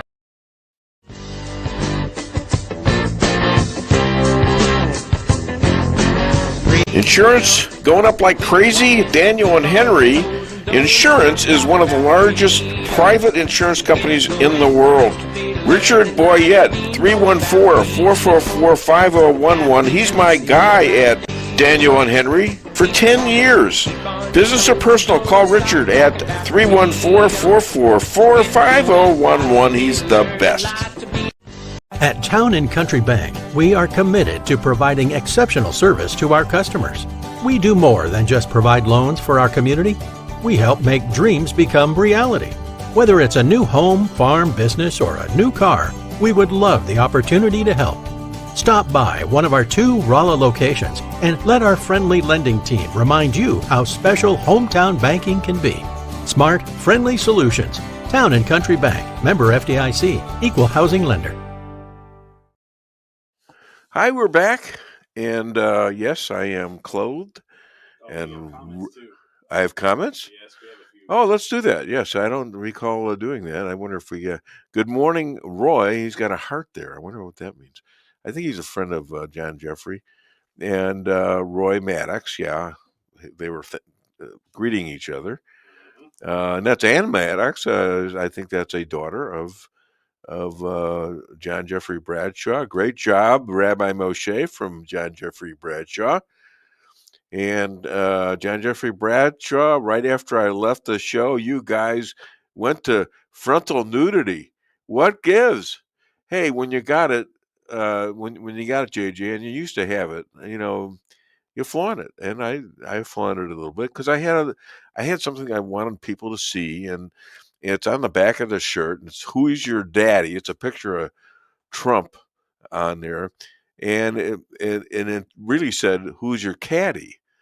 But it was just getting around to where the head of NATO was calling him daddy. Seriously, I mean, it's just weirder than hell. Any others? Nope, that was it. That was it. Okay. So we've got a couple of things that we think that you'll enjoy. So hit it as soon as you can. And I think we're going to do this right now. Hit it. It's coming. It's coming. There it is. But Americans are not struggling. This is the worst platform. Who put this stage up here? This is the worst. The freaking place is falling down. I noticed it keeps tilting further left. Like too many other things. But Americans are not struggling. This is the worst platform. Who put this stage up here? This is the worst. The freaking place is falling down. I noticed it keeps tilting further left. Like too many other things. Okay. What else do we got? Oh, yeah. One by one, twist my wrist. Goes like this, start with a track. Eyes on me, watching my back. Just like this, here for the night. Going by in, just keep watching. Goes like this, on from the back. Eyes on me, ain't like that. Just like this, here for the night. Going by in, just keep watching. One by one, one by one, twist my wrist. Goes like this, start with a track. Eyes on me, watching my back. Just like this, here for the night. Going by in, just keep watching. Goes like this, on from the back. Eyes on me, ain't like that. Just like this, here for the night. Going by in, just keep watching. I have to apologize. We got a bunch of people. These gals called and said, "Well, if you're going to take your top off, we're not going to take our tops off." And I wasn't trying to convince any of them to do that. Trust me, but they wanted on, so I said, "Okay, all right, geez, I'll do it." I feel a little dirty. See, after now that. we're crossing over. It's not just men watch. We've got women now that are calling, wanting to be on the show. I mean, well, yeah, making an impact. yeah, and they're still out there looking for people to go into their sororities. Or even fraternity guys that go into their sororities. I don't know the way things are going these days. That's true. Who the hell knows? Who the hell knows? And we'll call Adolf back. Adolf tried to call. So Newsom and Kamala are in the running in 28. And here's the funny thing about this: Newsom has now said yesterday, I believe he did. He said, with all the stuff about Joe Biden, I think he's the best president we've ever had. Ever. The greatest president of all. Hi there. Welcome to the Dave Weinbaum Show. What's your name? Where are you calling from? It's Adolf. Hey, Adolf. How you doing, buddy? Happy Halloween. Yeah, you too. Happy Halloween. Yeah. Are you going out tonight or what? Well, I thought about it. I Yeah. was going to dress up as a Democrat, but I ran into a problem. What's that? I don't know how to put my head up my butt. Hey, I tell the jokes here, for God's sakes. Wait a minute. Go ahead. This is aimed at me. What do you know from funny, you bastard? See that? My producer calls me a bastard anytime he wants to. And now, speaking of people who call me names, my wife has just entered the room. I've got Adolf on the phone. Okay. All right. Good morning. How's Lisa? Joanne doing? Oh, she's doing good. Good. All right. I'm doing good. Good. I'm still here. So that's a good thing. Yeah, that's always a good thing. It's always a good thing to hear your voice. Yeah. So, Yeah. The internet is going absolutely crazy over this snap thing. Oh, I've yeah. heard people screaming and hollering, "We're going to steal Walmart," and then I hear Walmart, "Oh, we're going to close Walmart to internet sales only." And oh, wow. I didn't realize how many people were on food stamps. That in itself is a big circus. We're supposed to have people trying to work. I agree, but what are the thresholds for getting SNAP money? I don't know. I haven't looked into it recently. Yeah, but I mean, look, if $50,000-$60,000 a year, and you still get SNAP money. If you need it, obviously, and you got kids in that, it's an important thing. But people shouldn't be just giving it out who are aligning with elections. People shouldn't be paid off to have elections if there is available places to work. So yeah, well, wouldn't you say, honey? That's what all these illegal immigrants is about. It's about elections, Yeah, and getting voters. That's all it ever was. You better believe it. Food stamps have doubled in the past 5 years. I wonder why that would be. Um, Doubled.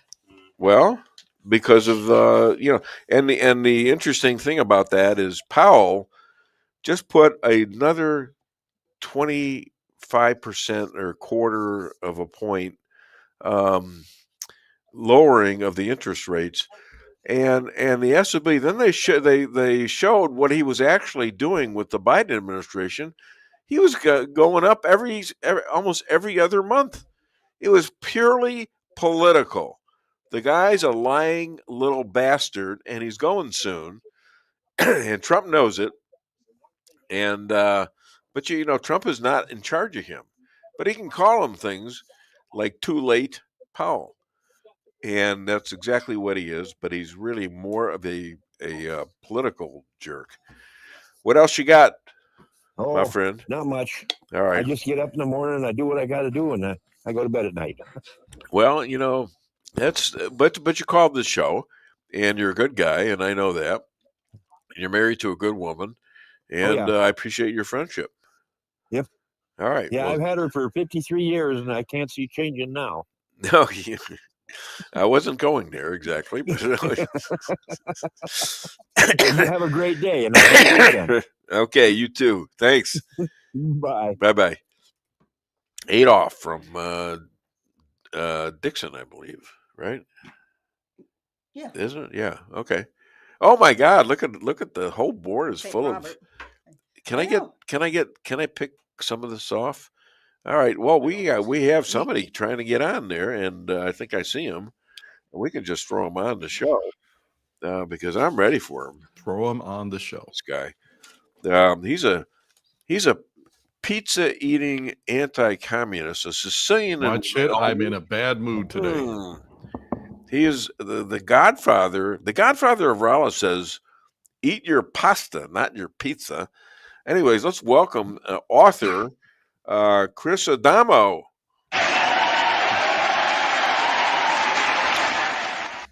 How are you, Chris? I'm in a really bad mood today. How are you? Well, you didn't do anything wrong. Oh, good. If you've been seeing what I've been seeing, I guarantee you'd be in a bad mood too. What are you seeing?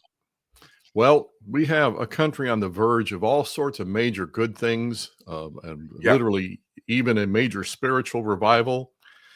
And people, even some who are on the right, are actually about ready to let it be totally derailed by the likes of Tucker Carlson, Candace Owen, and Nick Fuentes.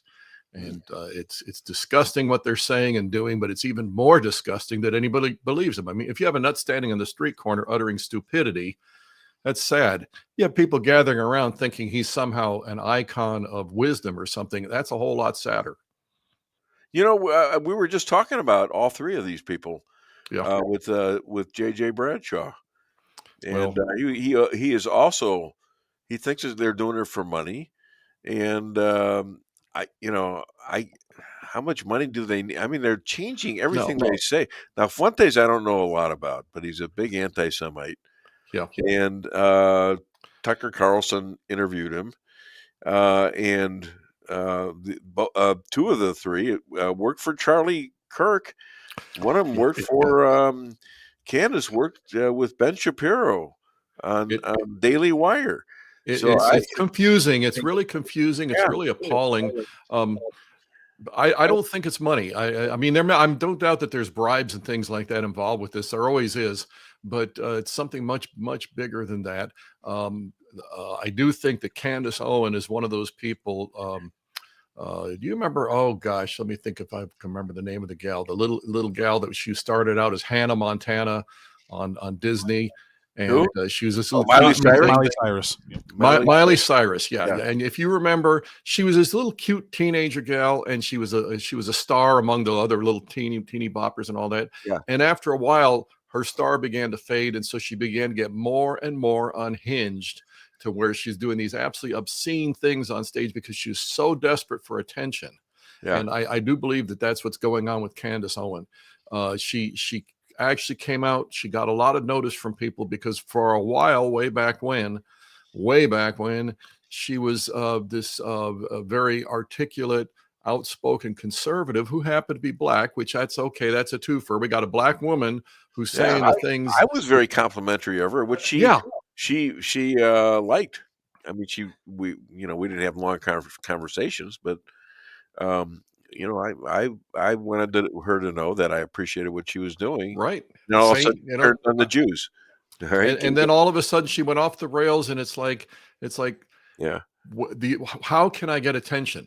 The only thing that I haven't seen her do, and I'm not going to look closely to find out, is she hasn't gotten implants and Botox. Okay. But I mean, it's like she's doing whatever she can to get in front of the cameras, and the stuff she's saying is just vile.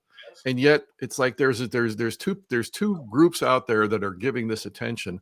One group, and we need to be really wary of this one. I spend a lot of time on Twitter, on X.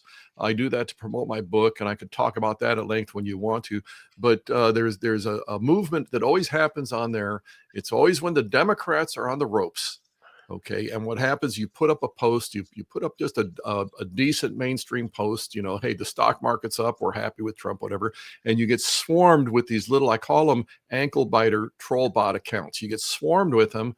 They all have about 10 followers. They all are putting these nasty little comments on there, but it's like that's your whole page is taken up with these things. And the idea is when the Democrats are on the rope, they deploy these so that they can distract our side and dispirit us. Okay. I'm a little jealous of this because I don't get that kind of reaction that much. I get a few, but nothing. Maybe you're one of them. I'm going to keep an eye on you, but no, I get swarmed. But the thing is that this last week, ever since this Tucker Candace Fuentes thing came up, I've been getting these exact same accounts. They all have like 0 followers, and they're following 9 people or something like that. They have 9 followers, and they're anyway, these little tiny accounts, and they all have the same kind of little snarky punk comments to distract and dispirit us, but they're all over the place. I'm getting and they take up your time because you get on there, and all I do is I usually point them out to people. Hey, this is another troll bot account. Block it, okay? And you go through, but the thing is, they take up your time. It's not a natural effort. It's not an actual groundswell. It's an organized, coordinated, behind the scenes effort. I got an article in the Epoch Times here. They're talking about the fact that China's behind a lot of this. And the goal is just to get in our midst Yeah. and get in the crowded theater and scream fire and scatter everybody. And okay, this is what they do. They're leftists.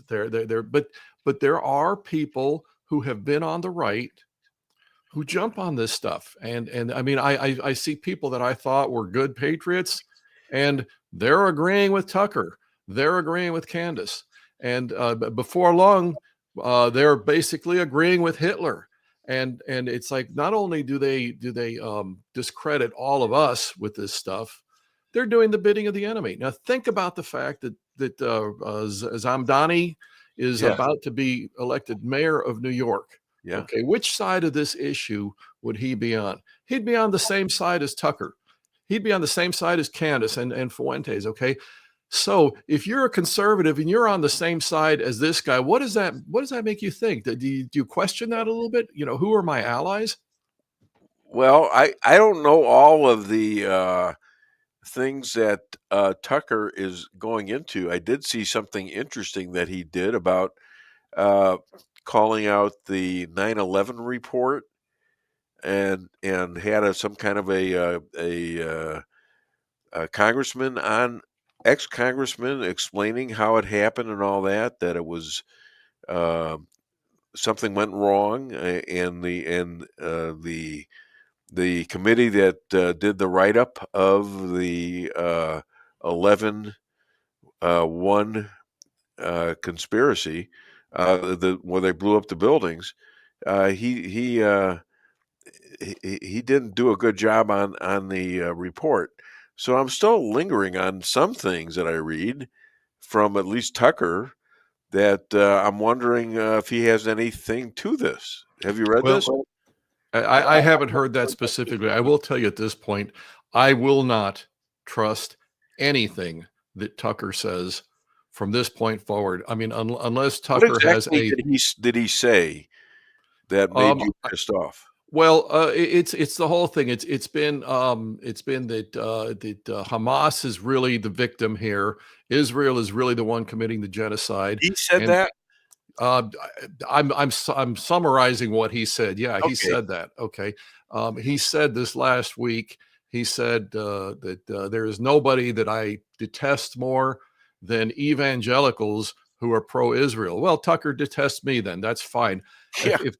If this is where he stands, he's on the side of Hamas. Well, then I would have to say something's wrong with him. Something's absolutely wrong with him. Yeah. And again, we can say the same thing. But I look look for things like that, and I didn't see that yet. Well, go check out that interview. It's actually been all over Twitter. And it's again, I'm paraphrasing. I don't have the exact verbiage of it. I didn't bother to write it down. But tell me this now. You remember the B-2s that President Trump sent in to Iran to destroy their nuclear sites? Yes. Okay. Which side is President Trump on as far as Israel versus the Islamists? I mean, I think that's pretty clear. Okay, so if you're claiming to be a Trump supporter and you're supporting Hamas, you're supporting Iran essentially. Sure. So no, you're not on the same side. There's a lot of work being done on the other side to counterpose what took place, and I'd be looking at guys like Obama and the Autopen, absolutely, like that, and who was really running the show. Who was Obama funded? Obama. How did Iran get all that money? Exactly. Obama funded the Iranian nuclear program. Yeah, I mean, so and he was still he was still the acting president. Yeah, I think he was behind. He was behind the. There's no doubt about that, and I don't have any doubt that Obama was calling the shots from 2021, January of 2021 to January of 2025. If you look at the things that have gone, I believe. And we can talk about the whole campaigning for people. I'm sorry, I missed that last one. He's still going out campaigning for people now. And he's campaigning for every leftist out there. People used to be confused. How could Obama be so ignorant? How could he be so stupid? And I said, if you're just ignorant, you do wrong things. Occasionally, you do the right thing by accident. Obama's not ignorant. He did what was bad for America. He knew exactly what he was doing the whole time.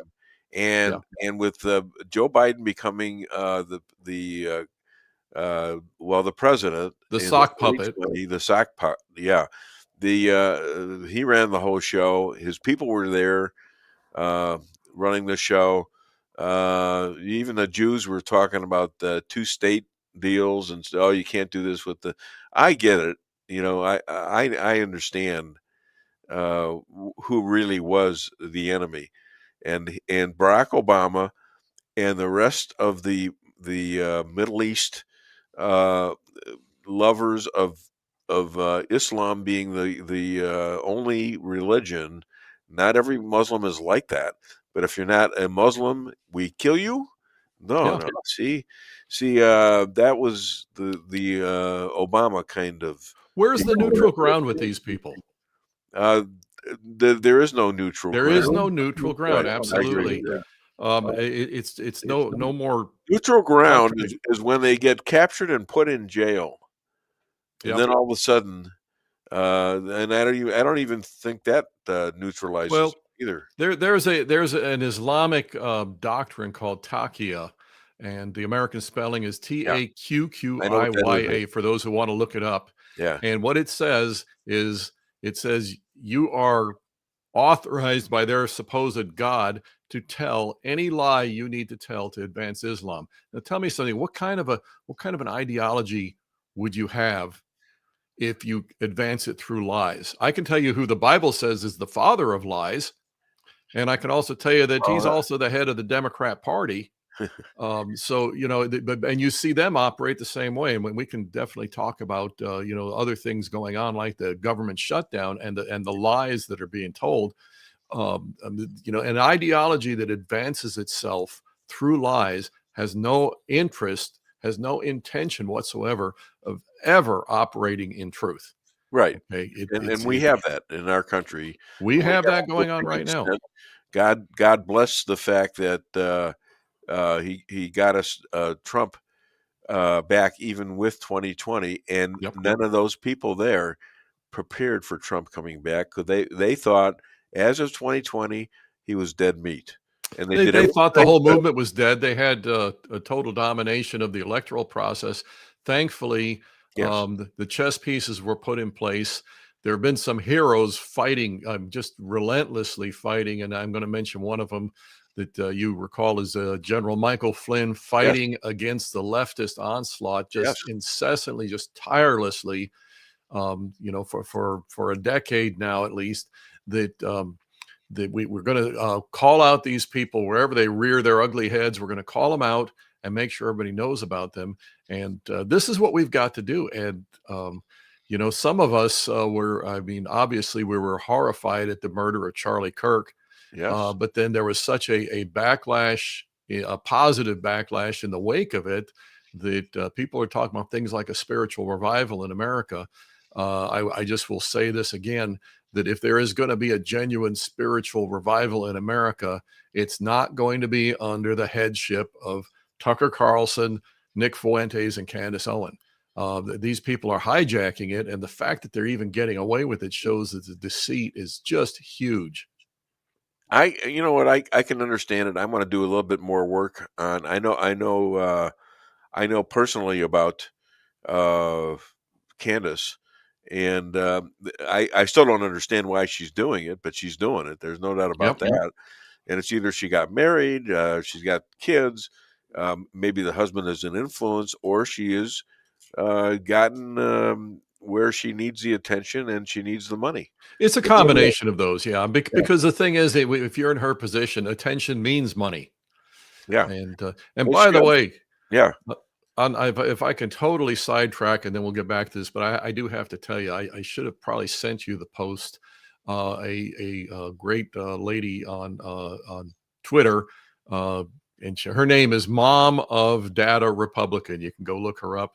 She put up a post on my book this week explaining that she had read it, and she sees how absolutely beneficial it is for parents of growing teens, sending them off to college, et cetera, to explain to them who leftists are, to arm them against the leftist onslaught that they're going to get hit with in any major college or university. She gave a really good post. I'll send you the post on Twitter there, and she put it up there. and I've gotten a huge response to it, and greatly appreciated for me. Of course, I'm not going to complain about the book sales, but much more important than that is the possibility of us getting this information into the hands of the people who need it, so they can arm their kids so that they're not vulnerable to these manipulations and things like that. So that kind of a voice can help us. Yeah, we need the attention. We need to get the word out there. The minute you start doing things to grandstand just to get attention, you can be bought, manipulated, and you stand for nothing. So when I went to break, I have a shirt that says on the back of it, "Who's your daddy?" and I couldn't very well utilize that. So what I did was, during a commercial break, I took off my shirt and put on my jacket that I wore, and I showed the shirt, telling everybody that I was naked behind us. So that kind of would you look at that dreamy look in Lisa's eyes? Terrible thing. Other than my wife thinking that, I don't know. She's got such a dreamy look in her eyes. I thought it was a funny thing. It was kind of funny. You could have just turned around and put the camera on your back. Of course. But then the striptease. No, it didn't. It didn't work. It didn't work. He tried it earlier and it didn't work. So I spent my time telling people I was naked there. I couldn't very well show it. So I hid myself. You showed it. I hid myself. No, I didn't. I hid myself with the shirt itself, where it said, "Who's your caddy?" and a picture of Trump. Yeah. And was it "Who's your caddy" or "Who's your daddy"? And then it said "Who's your caddy" on the shirt. Yeah, but right after that, very shortly after that, the head of NATO called Trump "Who's your daddy?" "You're my daddy." So I mean, I thought it was pretty cool. And then I got a few calls from some of these gals that are, out there strutting themselves off as sorority girls and all that, and to music, and I said I got, now here I probably stretched the truth a little bit. Here I said I got a lot of phone calls, so I had to play their little song for them as they're strutting down, in like somewhat scanty clothes. Hey, I get those on Twitter all the time. I tell people that half of the 20-something cuties of mainland China want to be my friend on Twitter. I'm a little suspicious of those. Why would you be that way? I'm sure they just all find it my magnetism or whatever. Swalwell, yeah, right. Swalwell, he'd be a good example for you. Oh yeah, and he's a good Democrat, which there is no such thing, but. In reference to Dave's striptease off the camera, if you've noticed, I've now put the trick or treat symbol on there, so it's everybody can decide for themselves if that's a trick or a treat. So there you go. That's a little. Unfortunately, the way the video is showing up, the trick or treat is right under me. Which I can't. Unfortunately, I can't move it. But can you swap me and Dave on the there? Yeah, okay. This man is not cover it up or something. Yeah. Now he's got a strip that says Chris Adamo live. That's better. Okay. I appreciate that, JP. Yeah, there you go. So, meanwhile, let's talk about a couple of other things here. I prepped very well for you. You first. I've got a couple of good things to hit on before we go, but you first. Go ahead. No, because I want you to. All right. I know right now. In the UK, Elon Musk is talking. He thinks there's going to be an actual civil war in the UK.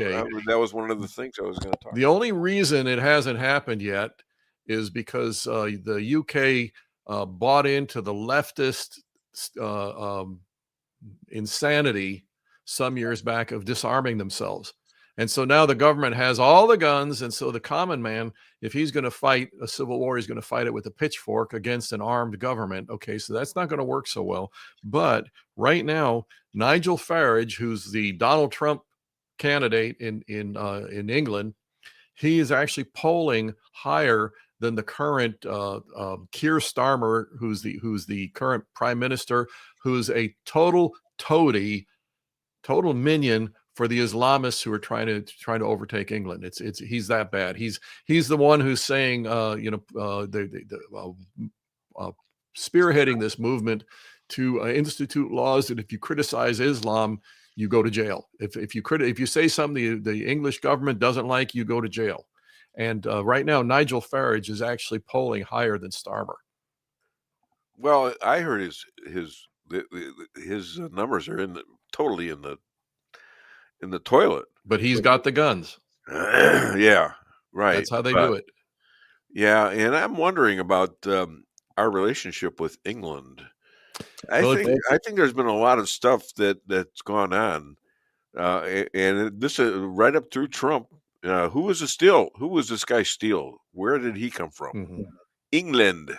Yep. And who really killed JFK? Who killed other people in our area?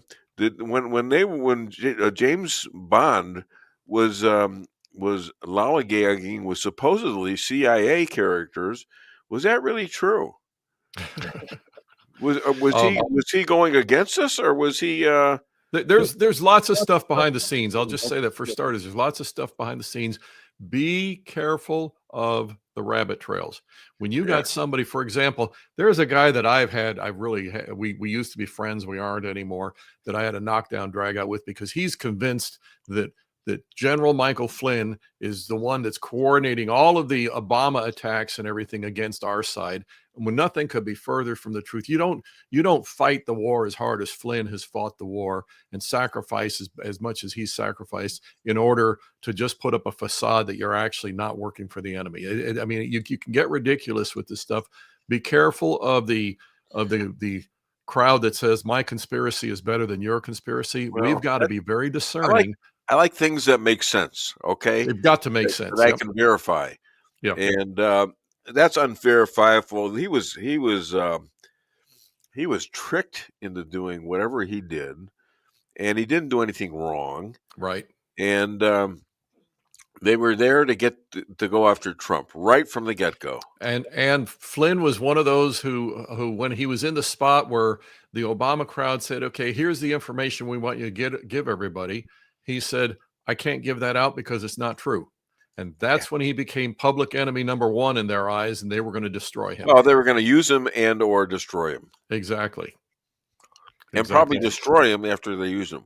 And that happens a lot of the time. I mean, that's they do that to each other, right and left. I mean, they did it to Biden at the last minute. Look what they did to him when they realized he was a sinking ship. It's like, okay, where there's no loyalty here. He's not an asset anymore. He's a liability. Where did our democracy go there? How many votes did Kamala get in the primary?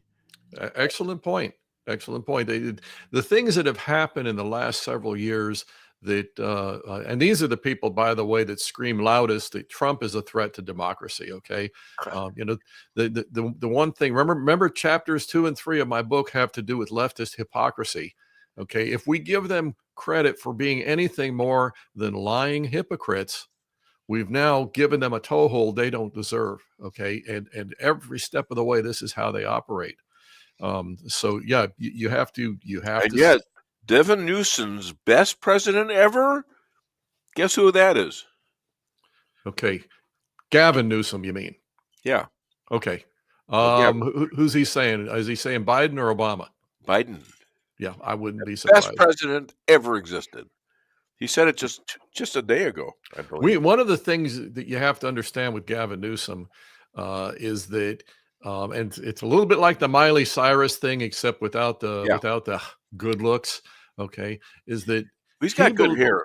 You got to admit that. Yeah, for one of those little plastic Lego dolls, he's got good hair, but we won't go there. But you have to understand that he believes that he has the formula for beating Trump because he doesn't understand why Trump is popular. Okay, when Rush Limbaugh was popular, Rush Limbaugh was very loud, very provocative, very funny, but Rush Limbaugh overwhelmingly, to the best of his ability, told the truth. Okay, so at the time that he got real popular, the leftists said, well, we've got to do this too. So we got to get somebody who is loud, provocative, and funny so they can promote our lies because that'll work. Well, it doesn't work the same way. We don't respond to truth and lies in the same way. So Gavin Newsom thinks that, well, Trump, he's loud. He doubles down when he's attacked, and he just gets even more adamant about what he said, what made the opposition mad. So if I do those same things, then everybody's going to love me. And it doesn't work that way, because what Gavin Newsom is pushing is he's destroying California. He's not making California great. It's a Doesn't know sewer. anything at all about governing something or running a business or anything like that. I mean, and he's got a communist for the mayor of L.A. Yeah, and look at what the conditions in these blue sewer cities are like. You know, they're more and more third world countries. The California leftists, again, they're blinded by the arrogance, which, by the way, JP, if you want to hold up the book, that's chapter 1. They're blinded by their arrogance. Okay, so they think they're doing great, even though everything around them is a cesspool. Well, they're convinced that, hey, if Trump can make America great, and he can make it universal across the nation, and everybody likes it, and oh, thank you, sir. I appreciate that. But if Trump can do this across America just by being loud, then I can make America a blue sewer, make them happy about it just by being loud. And it doesn't work that way. I mean, he's going to have his following. We got plenty of lefty minions. We've seen that, but it does not resonate with the guy on Main Street in Des Moines, Iowa. It doesn't work that way. So, how many crimes did the Dems commit, from presidents to Congress to contributors, including treason, election crimes? Just speculate. A quick speculation about that. I think the number is vastly more than we think. If you take the number of actual incidents that they did, but also those who supported them, I mean, it's countless. If you're an FBI agent and they send you out to harass somebody, to intimidate them, and you do it, you're as guilty as the guy who made the decision. Okay, so I think what you're referring to is they called it Arctic frost, where they wiretapped all of those conservatives. Why? They did it because they were the political opposition. That is tin horn dictator stuff. If we don't get, number one, the people who made the decisions to do that, and every minion who complied, if we don't get all those people, that cancer stays in place. But eventually you're going to get minions that say, oh, no, I had an order. You know what? The guards at Auschwitz tried that. Yeah. I was just following orders. No, that doesn't work. That's what they referred to that as the Nuremberg defense. Mm-hmm. And the people that just followed orders were guilty. Yeah. Yeah, they were guilty, but does that happen in every case? They make a deal. They make a deal. Okay, I got the stuff on them, but in order for you to get it, you're going to have to give me a pardon. And if they agree to it, what are you going to do? That again, it gets complicated. You can get down to a lower level. At some point you say, well, yeah, but the janitor shouldn't have cleaned the hallway because he knew what was going on inside the rooms. I don't know. At some point, maybe you draw the line, but there are people in there who followed orders. The people that Roger Stone and the McCloskeys, the people that harassed them, they knew better. They knew they were trampling the Constitution when they did that, and they did it anyway. Did they do it to protect their jobs or because they believed in leftist ideology? That's, I don't know, but they were complicit. Well, in those crimes. A sense, they did a lot of damage to Mark McCloskey. He's going to be on in about 3 minutes. Yeah. And the guy who drives the getaway vehicle is just as guilty as the guy who goes into the bank and robs it. Yeah, I'm agreeing with you, but you're agreeing with me. Wait a minute. Oh no, I'm not. He's still my beating heart. Agreeing with you in the fact that that they did commit the crime. However, what I'm saying is, in reality, they when they get caught, they can make a deal to save their own asses. Well, there'll be some of that again. The other guy, and that's been known for ever. What we've got to do is say how do we effectively root out the cancer? My goal is not vengeance. Okay, now there's part of me that wants to just hit back just as hard just because I'm so angry with these people, but that doesn't fix things. My goal is justice. If we see the high offices of this country being abused to be politically weaponized, and we don't deal with that, we lose our nation eventually. It won't take long. Okay, so what do we do to make sure that never happens again?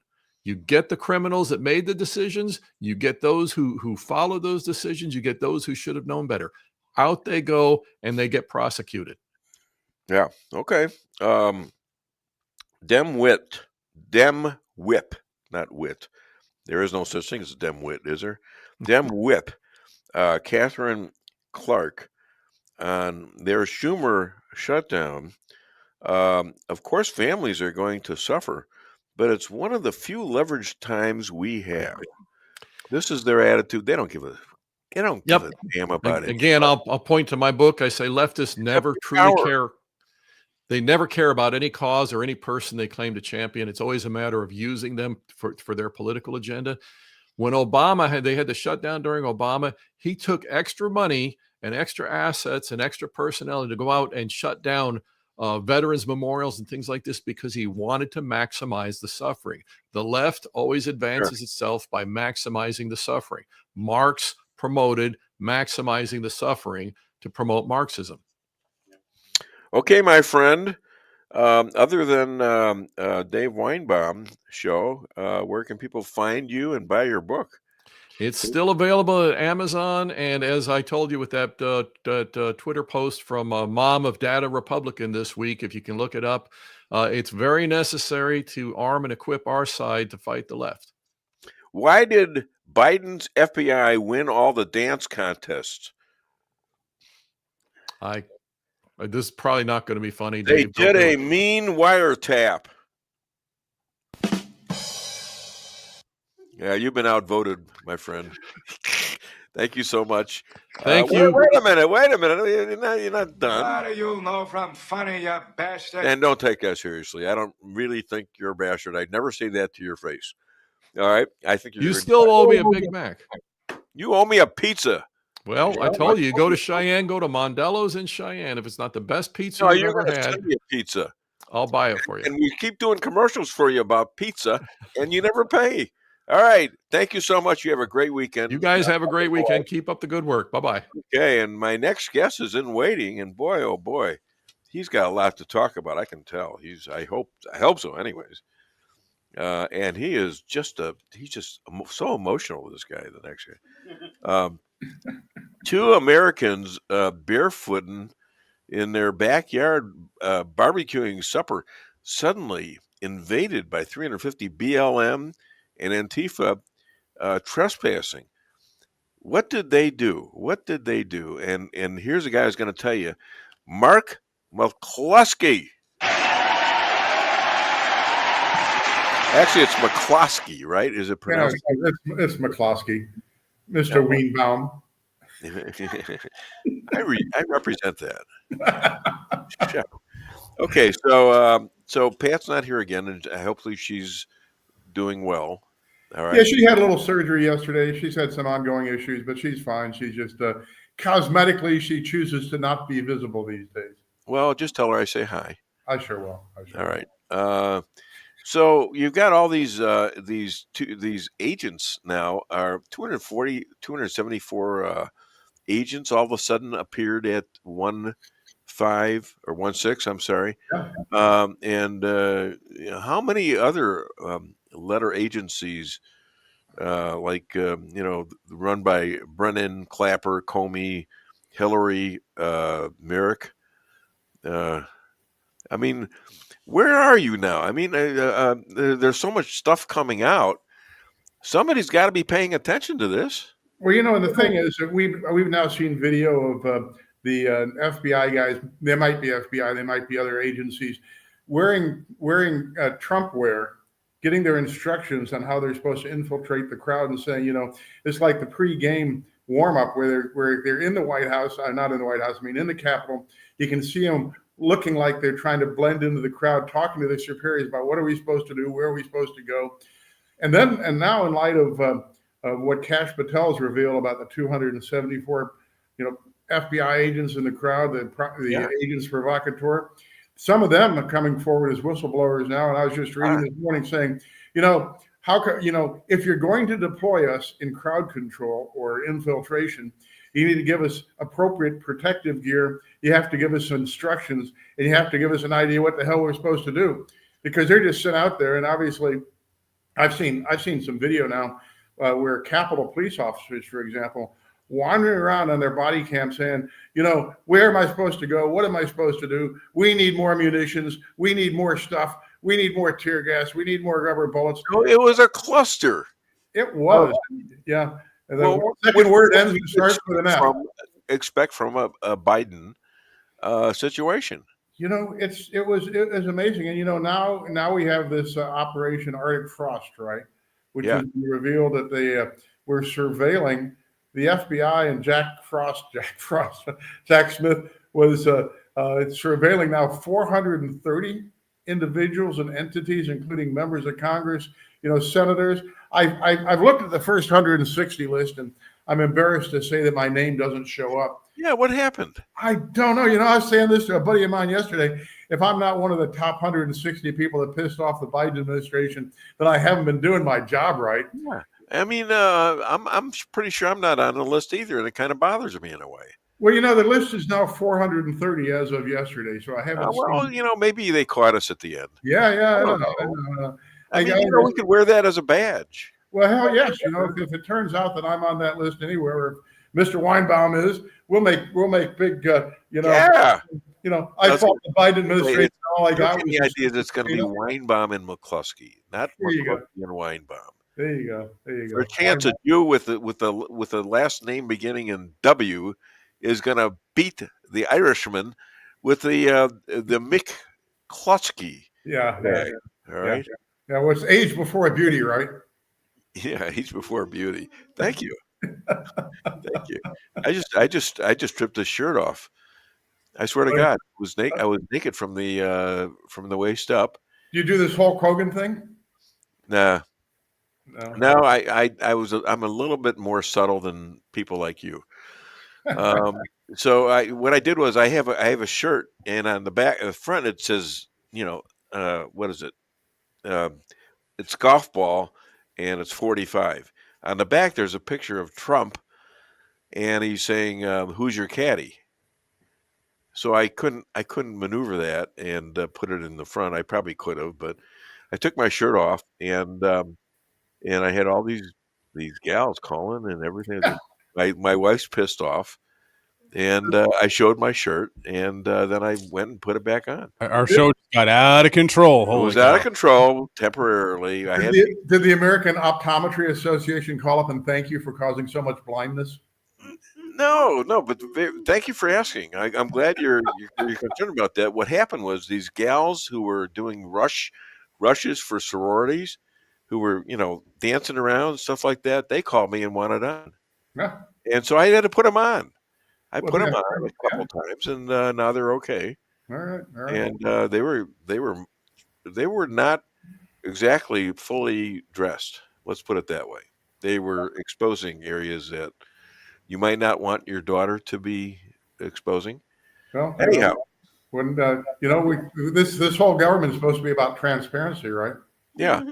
Well, it's supposed to be, yeah, but I don't know if they were talking about that because nobody knew what to do. Nobody knew what to do. There you go. So would you want to be on a list where you were totally classified as ignorant? I think my parents told me that all the time. But, Well, yeah, but then you've created this false pride setup that maybe I can do anything, and because my parents disciplined me too much, and I can always cop something to it, right? There you go. So, anyways, Judge Boasberg keeps coming up in the news, He's a trip, and I was at the governor's ham breakfast earlier this summer, at the state fair. I ran into Congressman Bob Onder, now our new 3rd District Congressman. I was telling him about Boasberg, and he told me that he was, after about a half an hour conversation with him about all the bad stuff Boasberg did, he said, well, he's going to introduce articles of impeachment against Boasberg. Yeah. Well, I'm going to see the Congressman again tomorrow. We're doing the same program. Didn't do it, did he? The Phyllis Schlafly's Eagle Forum 54 tomorrow, and I'm going to ask him if he's really going to do that. But I think we need to show some of these federal judges that they cannot engage in this political bias. Here's something that I think most people don't realize. What? And I don't even think that Kash Patel is focusing on this. I now represent about 425 of the J6ers. Right. And virtually everybody that had their telephones or tablets, any of their memory devices seized by the FBI, where they recorded what actually happened on January 6th. when they eventually got their devices back after the pardon, all that has been stripped away. All right. All of it's been deleted. So it's all evidence gone. This is a destruction, the intentional destruction of relevant evidence on a scale I've never heard of before. And all these people need to be charged with obstruction of justice. All these people need to be charged with spoliation of evidence. And I don't hear a word about it. Yeah. Well, who are you talking to? Well, I've been making as much noise as I can possibly make. I mean, I have now been leaving messages and voicemails and texting everybody that I've got personal cell phone numbers on, including, for example, Judge Pirro and MTG and Matt Cates and, everybody that will listen to me. And so far, I've not gotten any real positive feedback. Now, did you get knocked out by the one that's actually running the White House? That would be Dave Weinbaum. Well, I don't want my name out there. I dress as a woman when I do that job. That's not the only time I understand. Well, we're not talking about past things. Come on now, that's wrong. I told you that in confidence. Jeez. I'll never tell you another secret. Yeah. I thought you're a guy that could hold something to yourself. And I won't make any comments on that one either. Yeah, I know. Better not. Okay. What do you think about the president now authorizing military strikes in Venezuela? It's a funny thing. My son is going to a vacation near there. Corso or something? Yeah. And I'm wondering, I'm going to see him before he goes, and I'm going to tell him. I said, "Don't go out in any fishing boats." No. I'm nervous about this. I really am. And the pretend reason why we're killing people in the Caribbean off the coast of Venezuela is because of fentanyl. However, everybody agrees that Venezuela has absolutely nothing to do with the fentanyl trade. Wait a minute. It's not just fentanyl, is it? Isn't it cocaine? Well, now they're alleging cocaine, right? But originally they were just saying it was fentanyl. Yeah. Of course, the cocaine comes through Colombia. What have we done here in the recent past? We've now created a consortium between Colombia and Venezuela. And so they're now our brothers in arms, so to speak. And now we're going to launch military strikes inside Venezuela. Why? I mean, and Patty asked me this question last night. If the president's ulterior motive is really to strike a blow against the socialist governments in the Caribbean, what the hell? Why aren't we doing anything in Cuba? I mean, they seem to be kind of a communist organization down there. Well, maybe that's part of the deal. Think about it. Yeah. Cuba. Look, he's gone to places that we never thought he would get to. And I'm looking at his Asian trip recently. He went making deals all around China. Yeah. Big deals. Japan, oh my God, he was a hit everywhere. And by the time he got to Xi, apparently he made a good deal. Now, Xi may not. He may just say eventually, "Screw you, we're not doing it." But I think he's kind of tied to him because they agreed on certain tariffs. And if that ain't happening, he's gonna really stick it to him. Yeah, he's already sticking it to Russia. He's not afraid to do it to people that deny him. Yeah. Well, here's the thing, and Gordon Chang said this the other day, that the problem with negotiating with the Chinese is that they'll agree to anything and then do nothing. That they will violate every agreement they always have. Well, and that means that we get to violate the agreement too. And raise tariffs to where we're a pretty big market for them. Well, pretty big market. Here's the thing: we could collapse the Chinese economy overnight.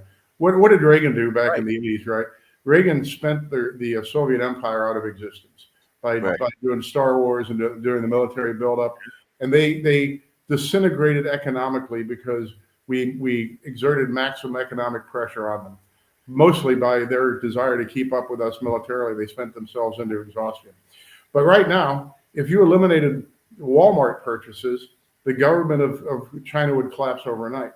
They're entirely dependent upon us. So what you're saying is we really do have power, and we have a guy that knows what to do if they cheat on him. Yeah. And he's not afraid to do it. Yeah. Well, and I think that if I were president, God forbid, I would explain to him. I supported you as a congressman. Well, and when I was running for Senate, I said this every night. I said, what you need to do is you just need to tell the American people that China vows every day to destroy us.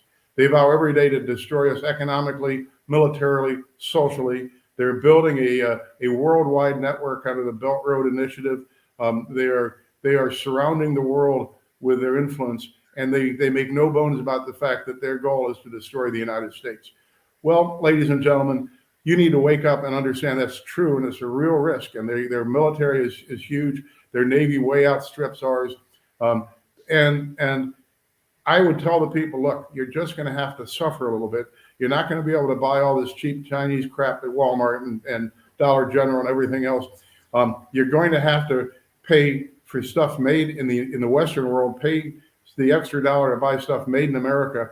It is going to hurt economically, but we can crush the Chinese, and we will eliminate a actual, like the left always likes to use the phrase existential threat. But China is an existential threat to our country and our way of living. And we just need to suck up, suffer through it, make it happen, and crush. I mean, 100 years ago, who owned China, right? The British did. A little tiny island out there in the North Atlantic. And then in 1949 with Mao's revolution, we figured, well, they'll self-destruct. And then 22 years ago, we invite them into the world market.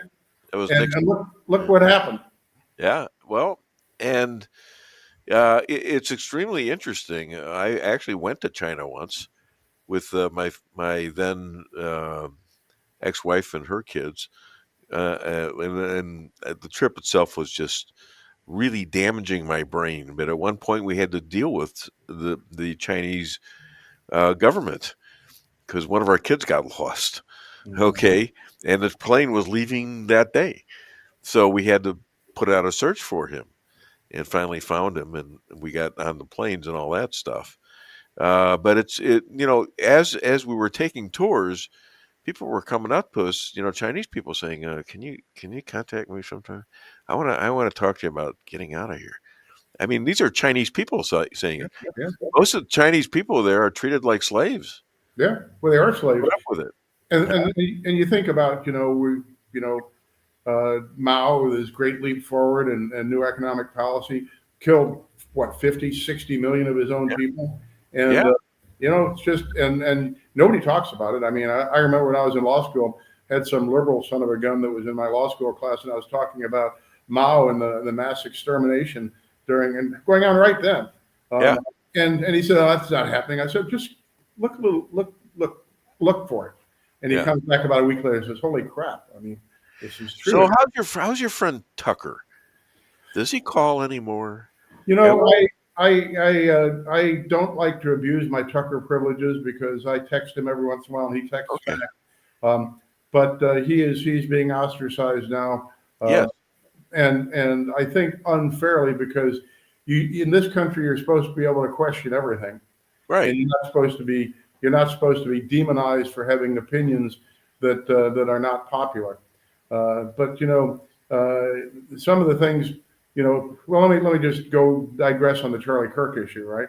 Yes, please. Because it's now inarguable that Charlie Kirk had a falling out with AIPAC and the Israeli lobby, and they had pulled funding from him as soon as they found out that he was wavering, and that he had then written text saying that I have to withdraw from my support for Israel. Now, if he really said that, and they now acknowledge that he did, the fact that, for example, Candace Owens and Tucker Carlson repeat that doesn't make them anti-Semitic. It makes them reporters of actual news, and yet the blowback always is from everybody from Ben Shapiro to everybody else is, "Oh, you're an anti-Semite."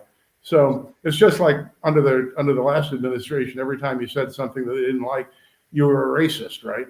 So you're saying Ben Shapiro lied about this? I don't know. I said this on your show the last time I was on. In a world where everybody lies to you about everything, including our government, how do you know what the truth is?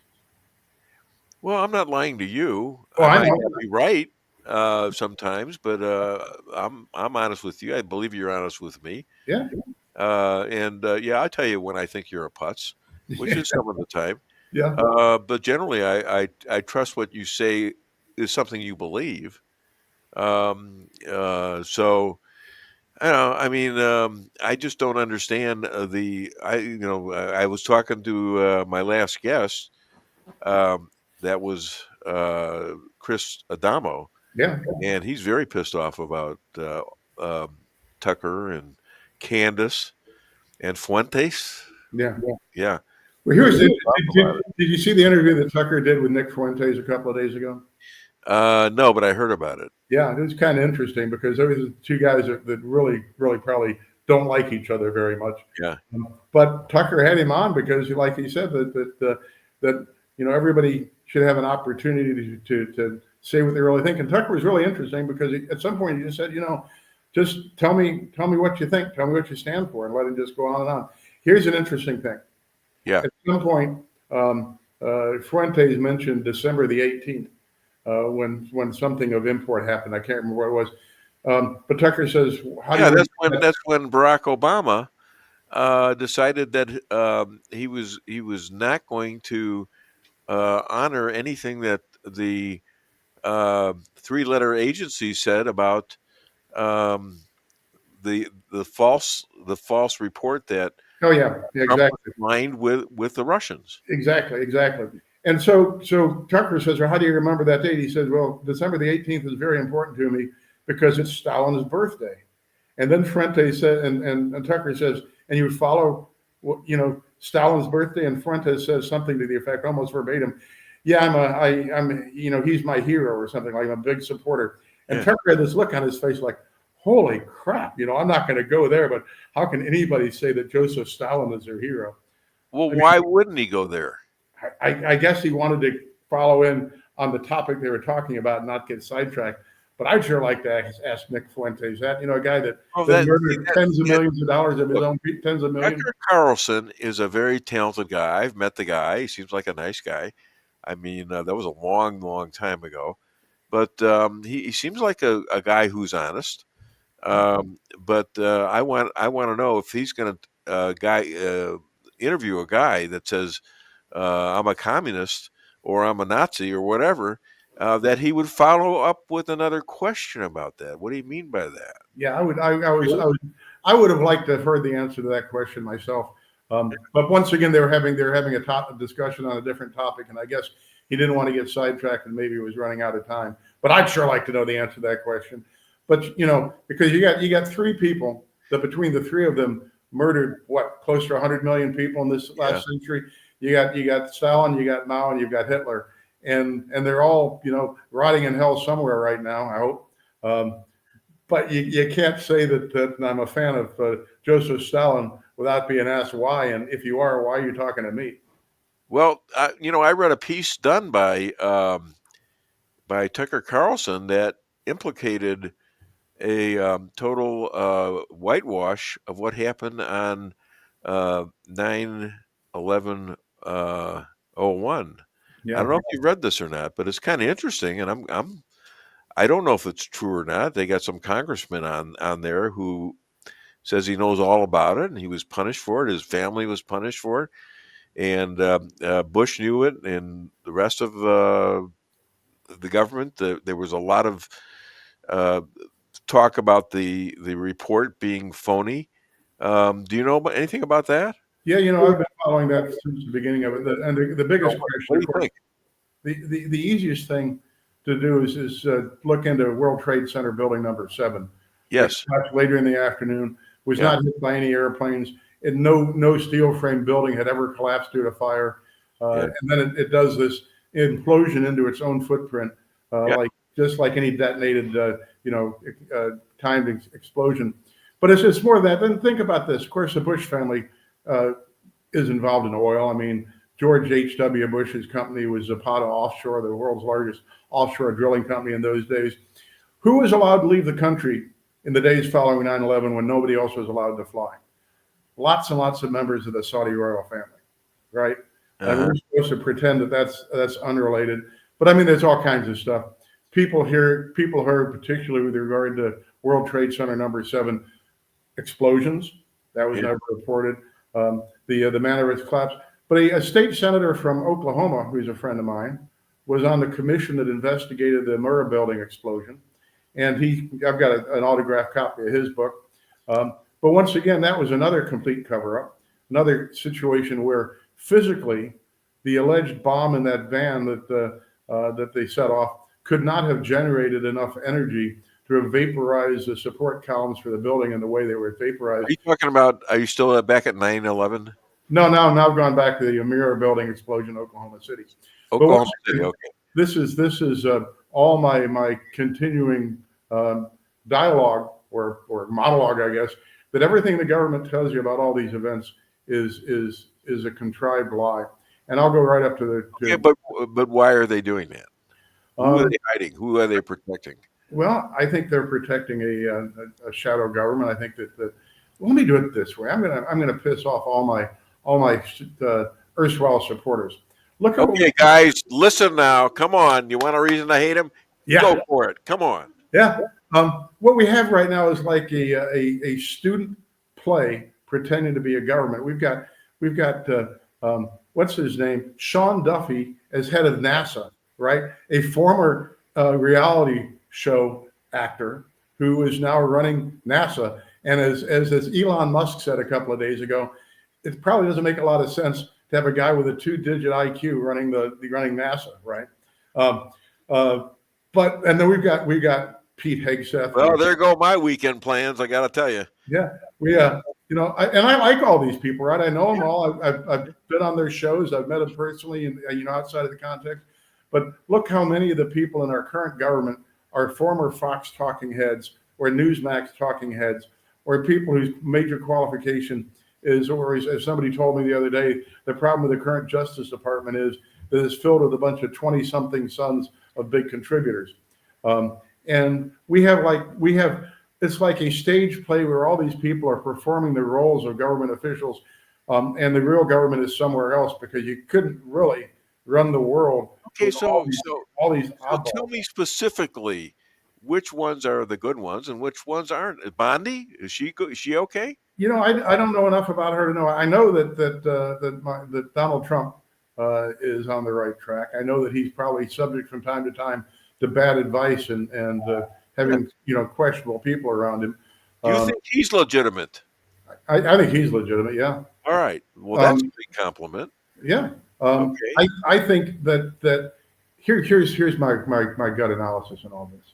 And of course, I've been wrong more often than I've been right, maybe. But I think Trump believes that he can control everything. That he's like Henry Ford or the original Adolphus Bush. That he can run the entire company himself without having to have any really meaningful assistance. So what he needs to have is followers that will do as instructed, and that he's going to. That's why you've got a guy who was a Fox contributor who's now the Secretary of War. You got a guy who was a Fox contributor who's now the head of the Department of Transportation and NASA, the Space Force, because I think Trump thinks that these folks are necessary to implement Trump's ideas, and he doesn't need to have any independent thinkers out there. He just has to have people that will do what Trump wants them to do. And think back to your first year political. Do you think that he doesn't listen to them about advice? Listens to them, but and then takes their advice when he agrees with it. Okay, that's about what you do, isn't it? Yeah. Somebody asked Pete Hegseth the other day if he ever got shouted at, and I think his response was, "We're only in the Oval Office." Okay. But think back to your first year political science classes, right? What was always talked about as the best form of government is a benevolent dictator. Now, the problem with dictators is you have to hope they're benevolent.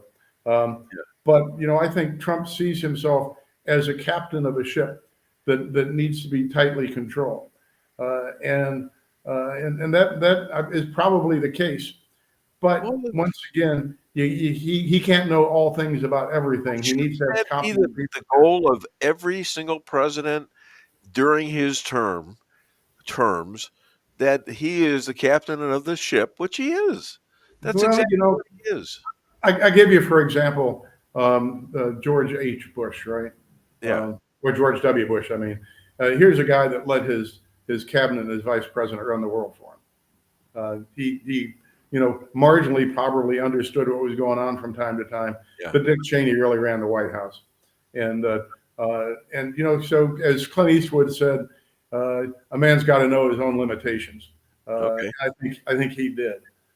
Hey, I got a couple of clients of yours now coming on the show. Oh, wow. The Zinks. There they are. I don't want to shock you too much, Zinks, because I know you got a birthday coming up. But guess who's on right now, telling all your secrets? I don't want to say his name, but it starts with MC. Yeah, and it's not Mickey Mouse. M-I-C-K-E-Y. No. All right. Well, I guess we're done. You're so interesting. I hardly got into any of the questions I wanted to ask, but that was very interesting. And other than Dave Weinbaum Show, where can people find you and hire you and Patty? Well, my office is McCloskey at AOL.com, McCloskeylaw. Phone number is 314-721-4000. You can catch me still. You can catch all my old broadcasts. I've given up broadcasting to devote full time to the J6 issue, but all my old broadcasts are on Rumble at Mark McCloskey on Fire. And my personal cell is 314-580-3185. And for the J6 community out there, we're doing an Eagle Forum 54 in Clayton tomorrow. And then I'm going to be down in Perryville, Missouri on November the 11th with 3 or 4 J6 political prisoners. To the extent that there's anybody out there that hasn't contacted us yet, jump on board. There is strength in numbers, and we're doing everything we can to get you just compensation. And just for your information, Zinksy has agreed not to charge you for this little segment of the By the way, how and you know this, how did Scrooge play golf? Oh, God, I don't know. Cheap shots? All right. Better than your life. Come on, bring it. Go ahead. Everybody. There you go. All right. Hi to Patty. I will. We'll talk again soon. Thank you. I might show up at your door someday, Take care, guys. Thanks. Bye-bye. Okay. My next guests, not just a guest, are here, and I'm going to flip the page now. Boy, oh boy, this show is going really good. It's going to get a lot better now, I can tell. Anyways, happy Halloween, and Jeff's birthday is on the 1st of November. Mm-hmm. Oh, yeah, I guess it is. Well, you don't know? Happy birthday. I'm always so busy. I don't keep up with days like that. So. I have to remind him. Oh, you have that to. We're going out to dinner. We're doing something special. We also have Carter Wolfong, a grandson of mine, and Sloan, and she is going to be 23, I believe, and she's a niece to us. So everybody's. had a marriage last week. Oh my God, we're exhausted. Congratulations! Oh well, thank you. Also tough. Any family members? Yeah. Let me introduce you both. Kinesiologist, I just love saying that.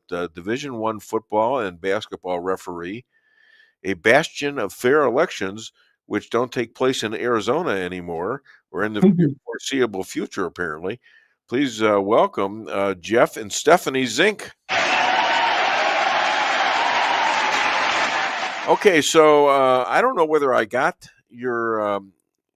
Did you send me something? Because I got something from Tom Haviland about stuff. Well, I did. I did send you some information about Dr. Hatfield, who was fired from HHS, and he was the foremost leading authority on mRNA research, and the reason why we should not allow that in our vaccines, which he has proven that the federal government is putting it in our vaccines.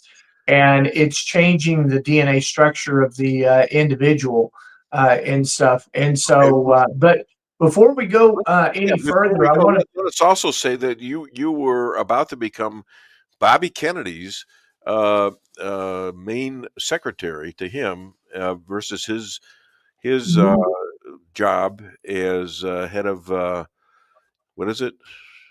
Deputy Secretary for HHS. Yeah. Jim O'Neill is the person who is in that spot, who came out the same week he was appointed that the vaccines were perfectly fine and safe, and that people should go ahead and be taking those, which is the exact opposite of what I would have been stating, which this is, I would have been helping Dr. Hatfield and Peter McCullough, and there's so many more physicians out there that have brought the receipts, know exactly what's going on, and I would have loved to have been before a judge and changing what is going on. I would wear pants, though. I make sure that I wore pants when I appeared in court. But okay, you made me do it. I had to talk on here. What are you talking about? You had to wear pants. Well, there was a police officer yesterday that appeared in court at home, and the judge admonished the police officer because when he was taking his oath to tell the truth, the whole truth, and nothing but the truth, he had no pants on. What the hell? What are you talking? Have you guys gone absolutely nuts? No, you were running around with What was your I shirt on doing earlier. So what? Yeah, I was just wearing a shirt earlier, but Without without the shirt. but nobody saw it underneath. Yeah, we did. I had a jacket covering me up. I'm wearing a Trump shirt. It says like 47 or something like that, or 45. And on the back it says, "Who's your caddy?" So I had to take it off to show that. And I was wearing a jacket. Everybody thinks that I was naked and all that stuff. We got all these calls from girls and stuff like that. It's terrible. I feel so bad. Can you tell? Anyways, so other than the fact that you just told a pants story that I don't understand, they were showing these illegal aliens who were driving trucks all over the place, and one of them wasn't wearing any clothes. And the guy says, "Put your pants on." He says, "No, he had Chinese. He didn't know. He doesn't speak the English, and he was never passed a test on it." And these guys are killing people left and right all over the place, especially in California. I don't know why. It's really scary because I don't know if anybody has looked into whether or not the state agencies are culpable legally in these cases, because they have given individuals licenses, which violates their own laws as well as the federal laws. And for most law enforcement, that completely nullifies their protections. So, also, does it create a way to vote as well? Well, absolutely, and that's part of the problem, because they're giving illegals a government issued ID, and they're then turning around and utilizing that to gain votes. And we know that that's what the Democratic Party is doing.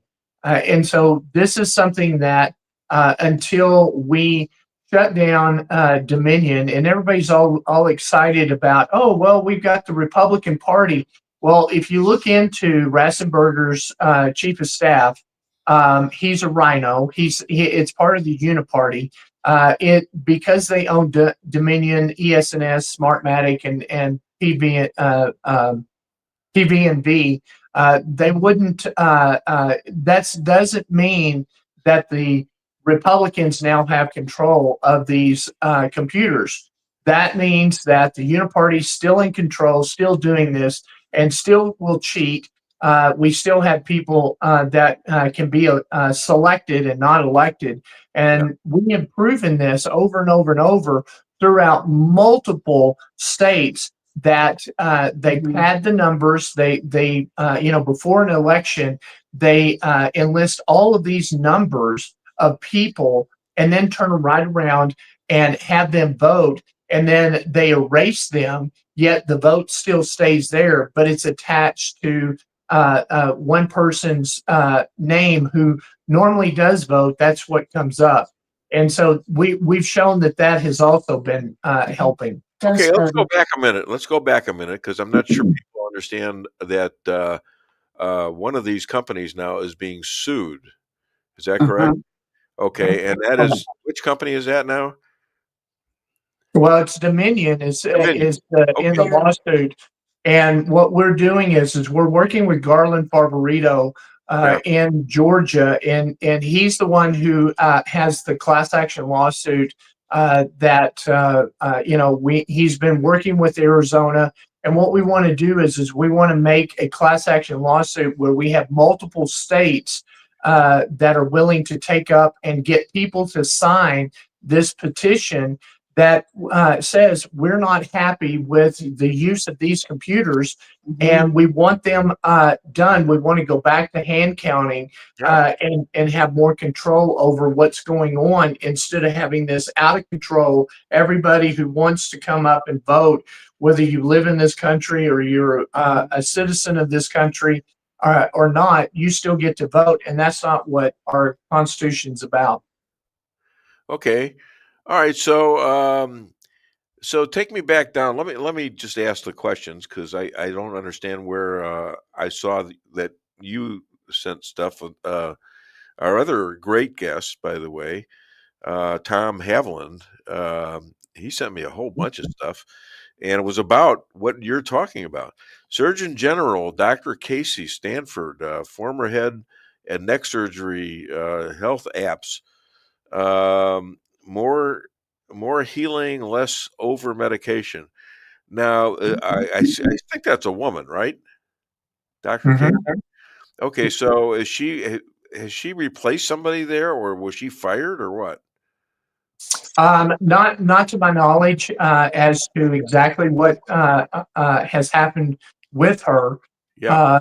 But the thing is that if you have come out against the pharmaceutical companies, then they definitely come out against you, like they did with me, and going to every congressman and every senator and making sure that he is not brought up to go through the confirmation hearing, that we do not want his opinion to even be heard in the confirmation hearing.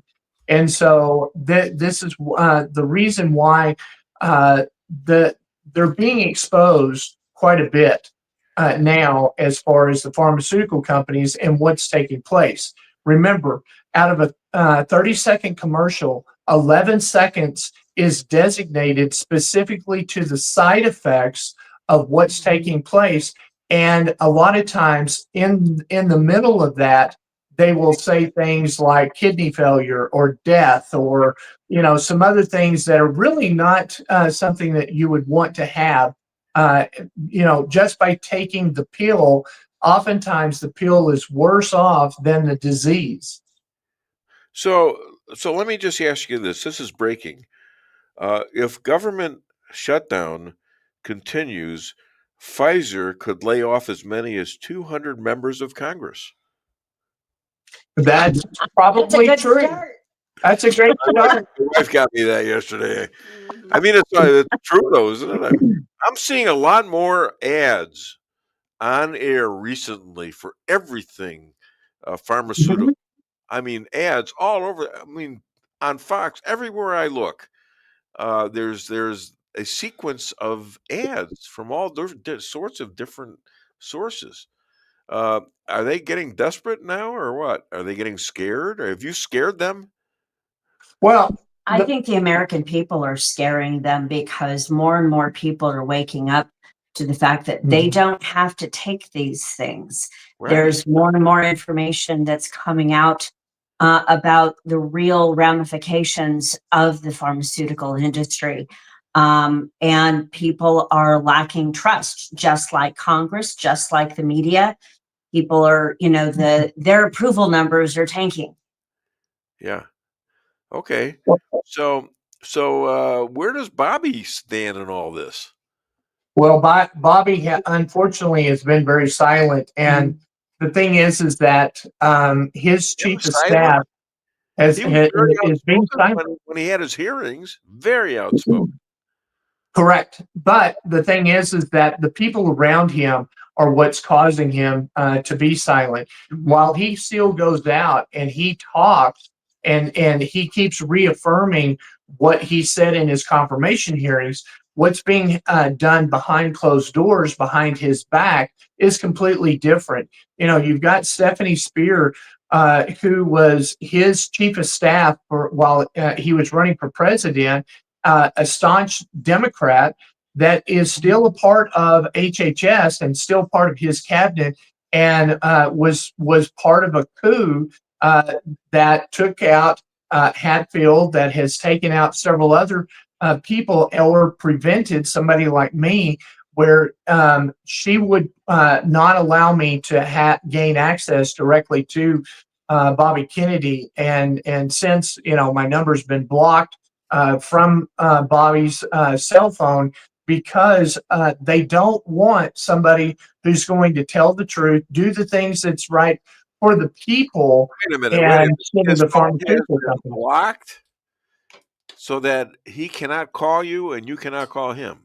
Well, I can't call him. I mean, I'm sure if my number's still in his phone, he might call me. But the thing is that when you have people like Callie Means that are out there, going against the American people, and it sounds like he's all for them, but when you sit and you look, and somebody who has an HHS or an HSA flex card, and he owns the holding company for that HSA card, that's a conflict of interest, and that's something there he's enriching himself through our government because of their health insurance. And these are things that need to be brought to light, and I've talked about it, yet nobody really picks it up except for you when you ask. Well, yeah, I find it interesting that that of all the people they could have had, they got. Well, I don't find it non-believable that happens, because you're not saying the right things to get on, but you're telling the truth. So, right. What do you want? And this is huge. People are dying left and right from mRNA. I was scared to death. I got a granddaughter who's going to have a baby who had the shot, and it's very scary because I know about it, and you know about it, and we're praying for good results.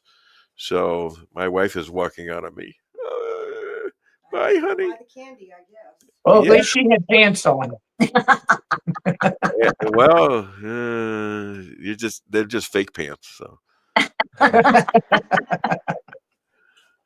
honey, she forgot her phone or something. I don't know what the hell she's doing. All right, bye, honey. I love you. Yeah, okay. All right. Now let's talk about her. We can talk about her. Oh, she hasn't left yet. Oh, that's gonna be a problem later. Anyways, let's go over to the 1/6ers too. It's amazing the amount of information you have about important things. I just got off the phone with one of your lawyers, and that would be McCloskey, Mark McCloskey, who's on your side, and they've just come down with all this information about all the FBI that were there, and they didn't mention Ukrainian soldiers or whatever, and but all the people were there, and they were all mixed up. They didn't know what the hell was going on. Nobody did.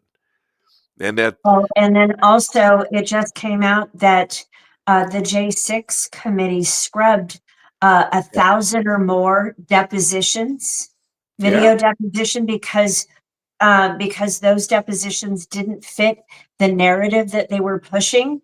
Who's going to be held accountable for Well, these? exactly, and that we talked about that because they scraped the info from the phones themselves and gave the phones back. Obstruction of justice, my God, it's the whole thing has to be legally fought out now, and justice must prevail on this. I don't know what they're going to do, but the whole government went against you. I mean, the government of Biden and Obama, they all went after you. The thing that concerns me more than anything else is what has recently come out about Boasberg. And because of that, I will be calling Mark, and we're gonna see what we can do investigating a lawsuit against him, because he literally, because it's come out and they targeted so many Republicans. I'm one of those that they targeted because, again, remember, my son was weaponized against me. And while I was never arrested, my son was arrested. He was tried and convicted and sentenced and imprisoned and stuff. And all of that, in every step of the way, was utilized against me in my campaign to prevent me from being elected. And these are things that is political, weaponizing the federal government against its political opponents. And that's one of the reasons why we need to, as a collective group, sue our federal government and go after these people that are corrupt, that feel like that they're above the law. And this Chief Justice Boasberg thinks that he's above the law, and so now he's being impeached because over 500 wiretaps were approved through his bench against the Republican Party. Yeah, which is it's a major crime. I mean, total crime, and we'll see what happens. You got a lot of these judges now, the lawfaring, and the reason they're doing a lot of it is because they're counting on the Democrats to become back in power so that they can be Supreme Court judges or higher ups than they are now. It's ridiculous. A lot of promises being made for a regime change in 3 years. Yeah, and how are they going to do that? I mean, how are they going to do that right now? They got nothing. Well, that's one of the problems that we have with President Trump's cabinet. Is they're slow walking everything that he's trying to get done, and all they're trying to do is just wait him out and get the Democrats back in so that everything can go back as normal. Well, the problem they got is they never expected Trump to survive the attacks of the 1/6ers and the attacks of the cheating of 2020 election. They thought they could just, lawfare him the hell out of there, or he'd settle for something, and it didn't happen though. Well, it was sloppy. It was really sloppy, leaving evidence. The FBI, I know that there are reports that they destroyed a lot of evidence, but not enough. And a lot of that is coming out, and that just lends itself to suspicion, which means you just start peeling back more layers of the onion and discover the rot that's within. And that needs to happen, because I know that the FBI and the DOJ has come under a lot of fire for removing attorneys and agents, but the rot is deep. There are a lot of people still in positions of power and control that were part of illegal activities against the American people. And our Congress, they need to enact legislation that these agencies cannot lie to the American people, cannot lie to suspects when they're being charged. For what they're being charged of. They can't go before a grand jury and lie about what evidence they don't have. Yeah, and you've got the goods on them, And is there any cases going up to the Supreme Court? Maybe. We'll wait and see. We're still waiting to see where what evidence is still being turned over and what we're finding out because it just seems like every day, we're learning more and more about what the G6 committee did, what they didn't do, who they, and what judges are doing. So as we uncover this, we're finding out that not only was our Democratic Party and rhinos in a coup to overthrow not only the presidency, but our entire republic. The thing is that they keep saying, well, we have a democracy. We don't. We have a republic, and we've just gone through a coup that literally tried to overthrow our republic. Yes. Yeah. And that's where I'm coming back to. Is Trump going to see this through? Hope so. Yeah. Really do. I mean, something has to be done, or it will continue. It will happen again, and if it does happen again, because of the players involved, they will be successful, and nobody will have rights. And it doesn't matter where you are in the food chain. We'll be a communist country. It's already going to happen in New York City right away. Right. Well, and that's one of the things that that I keep reminding people.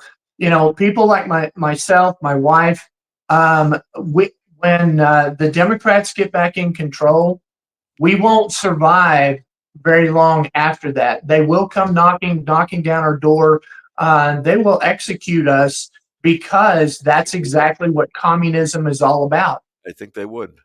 Yes. Well, and history also tells us that the people in charge in communism, they don't just go after their enemies. They go after the useful idiots that put them in power. Sure. I mean, yeah. We don't have to look very far to see that. Well, sure. Back to who was the guy in China? Mao. Cambodia. It's still happening. It's still happening to Christians in Nigeria and Sudan. They're all getting executed, and it's an amazing amount of them too. So it's rough. All right. Well, other than Dave Weinbaum Show, where can people find you and find out about your company? Yeah, it's positiveenergyaz.com. You can also go to givesendgo.com/Ryan Zink if you want to donate to his legal fund to help Mark McCloskey and Peter Tickton and them that are working on these cases and stuff to try to help the J6ers. And we're just going to keep marching forward and try in truth and see what can happen. I hear you're busier than a one-armed man fly swatting a contest. Fly swatting contest? Yeah. I screwed that up. I always screw up one of these jokes, but she gave me the laugh. So he's on record now. All right. This is for me. Play the other thing. What do you know from funny, you bastard? I take that as punishment. Screwing up that last joke. Okay, you guys. And happy birthday to you once again. Stephanie, always a pleasure to see you. Say hi to Ryan, and I hope keep battling. I know it's a tough thing, but you know what? It's nice that you're a minister and that you pray a lot, and God is with you. I know He is, and I don't know for sure, but I'm pretty sure.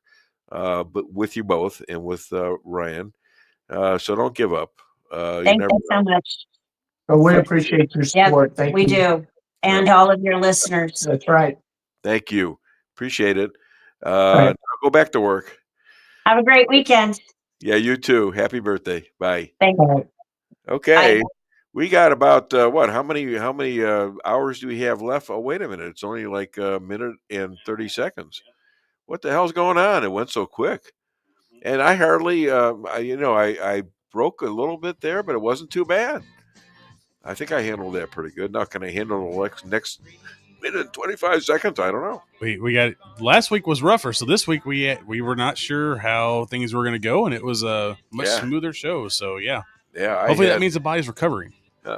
Well, and I'm going to work right now at McDonald's, and then I've already canceled the going to the store to buy chocolate because I tricked my wife into going to get the Halloween candy for the kids. So, which means that I have more time to do things.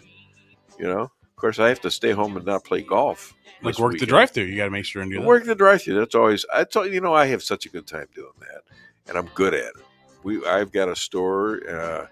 My main store is the one that I have control over, and it's like 50 years old. The store itself is 50 years old. We've rebuilt it a few times. I was there on opening day, December 10th.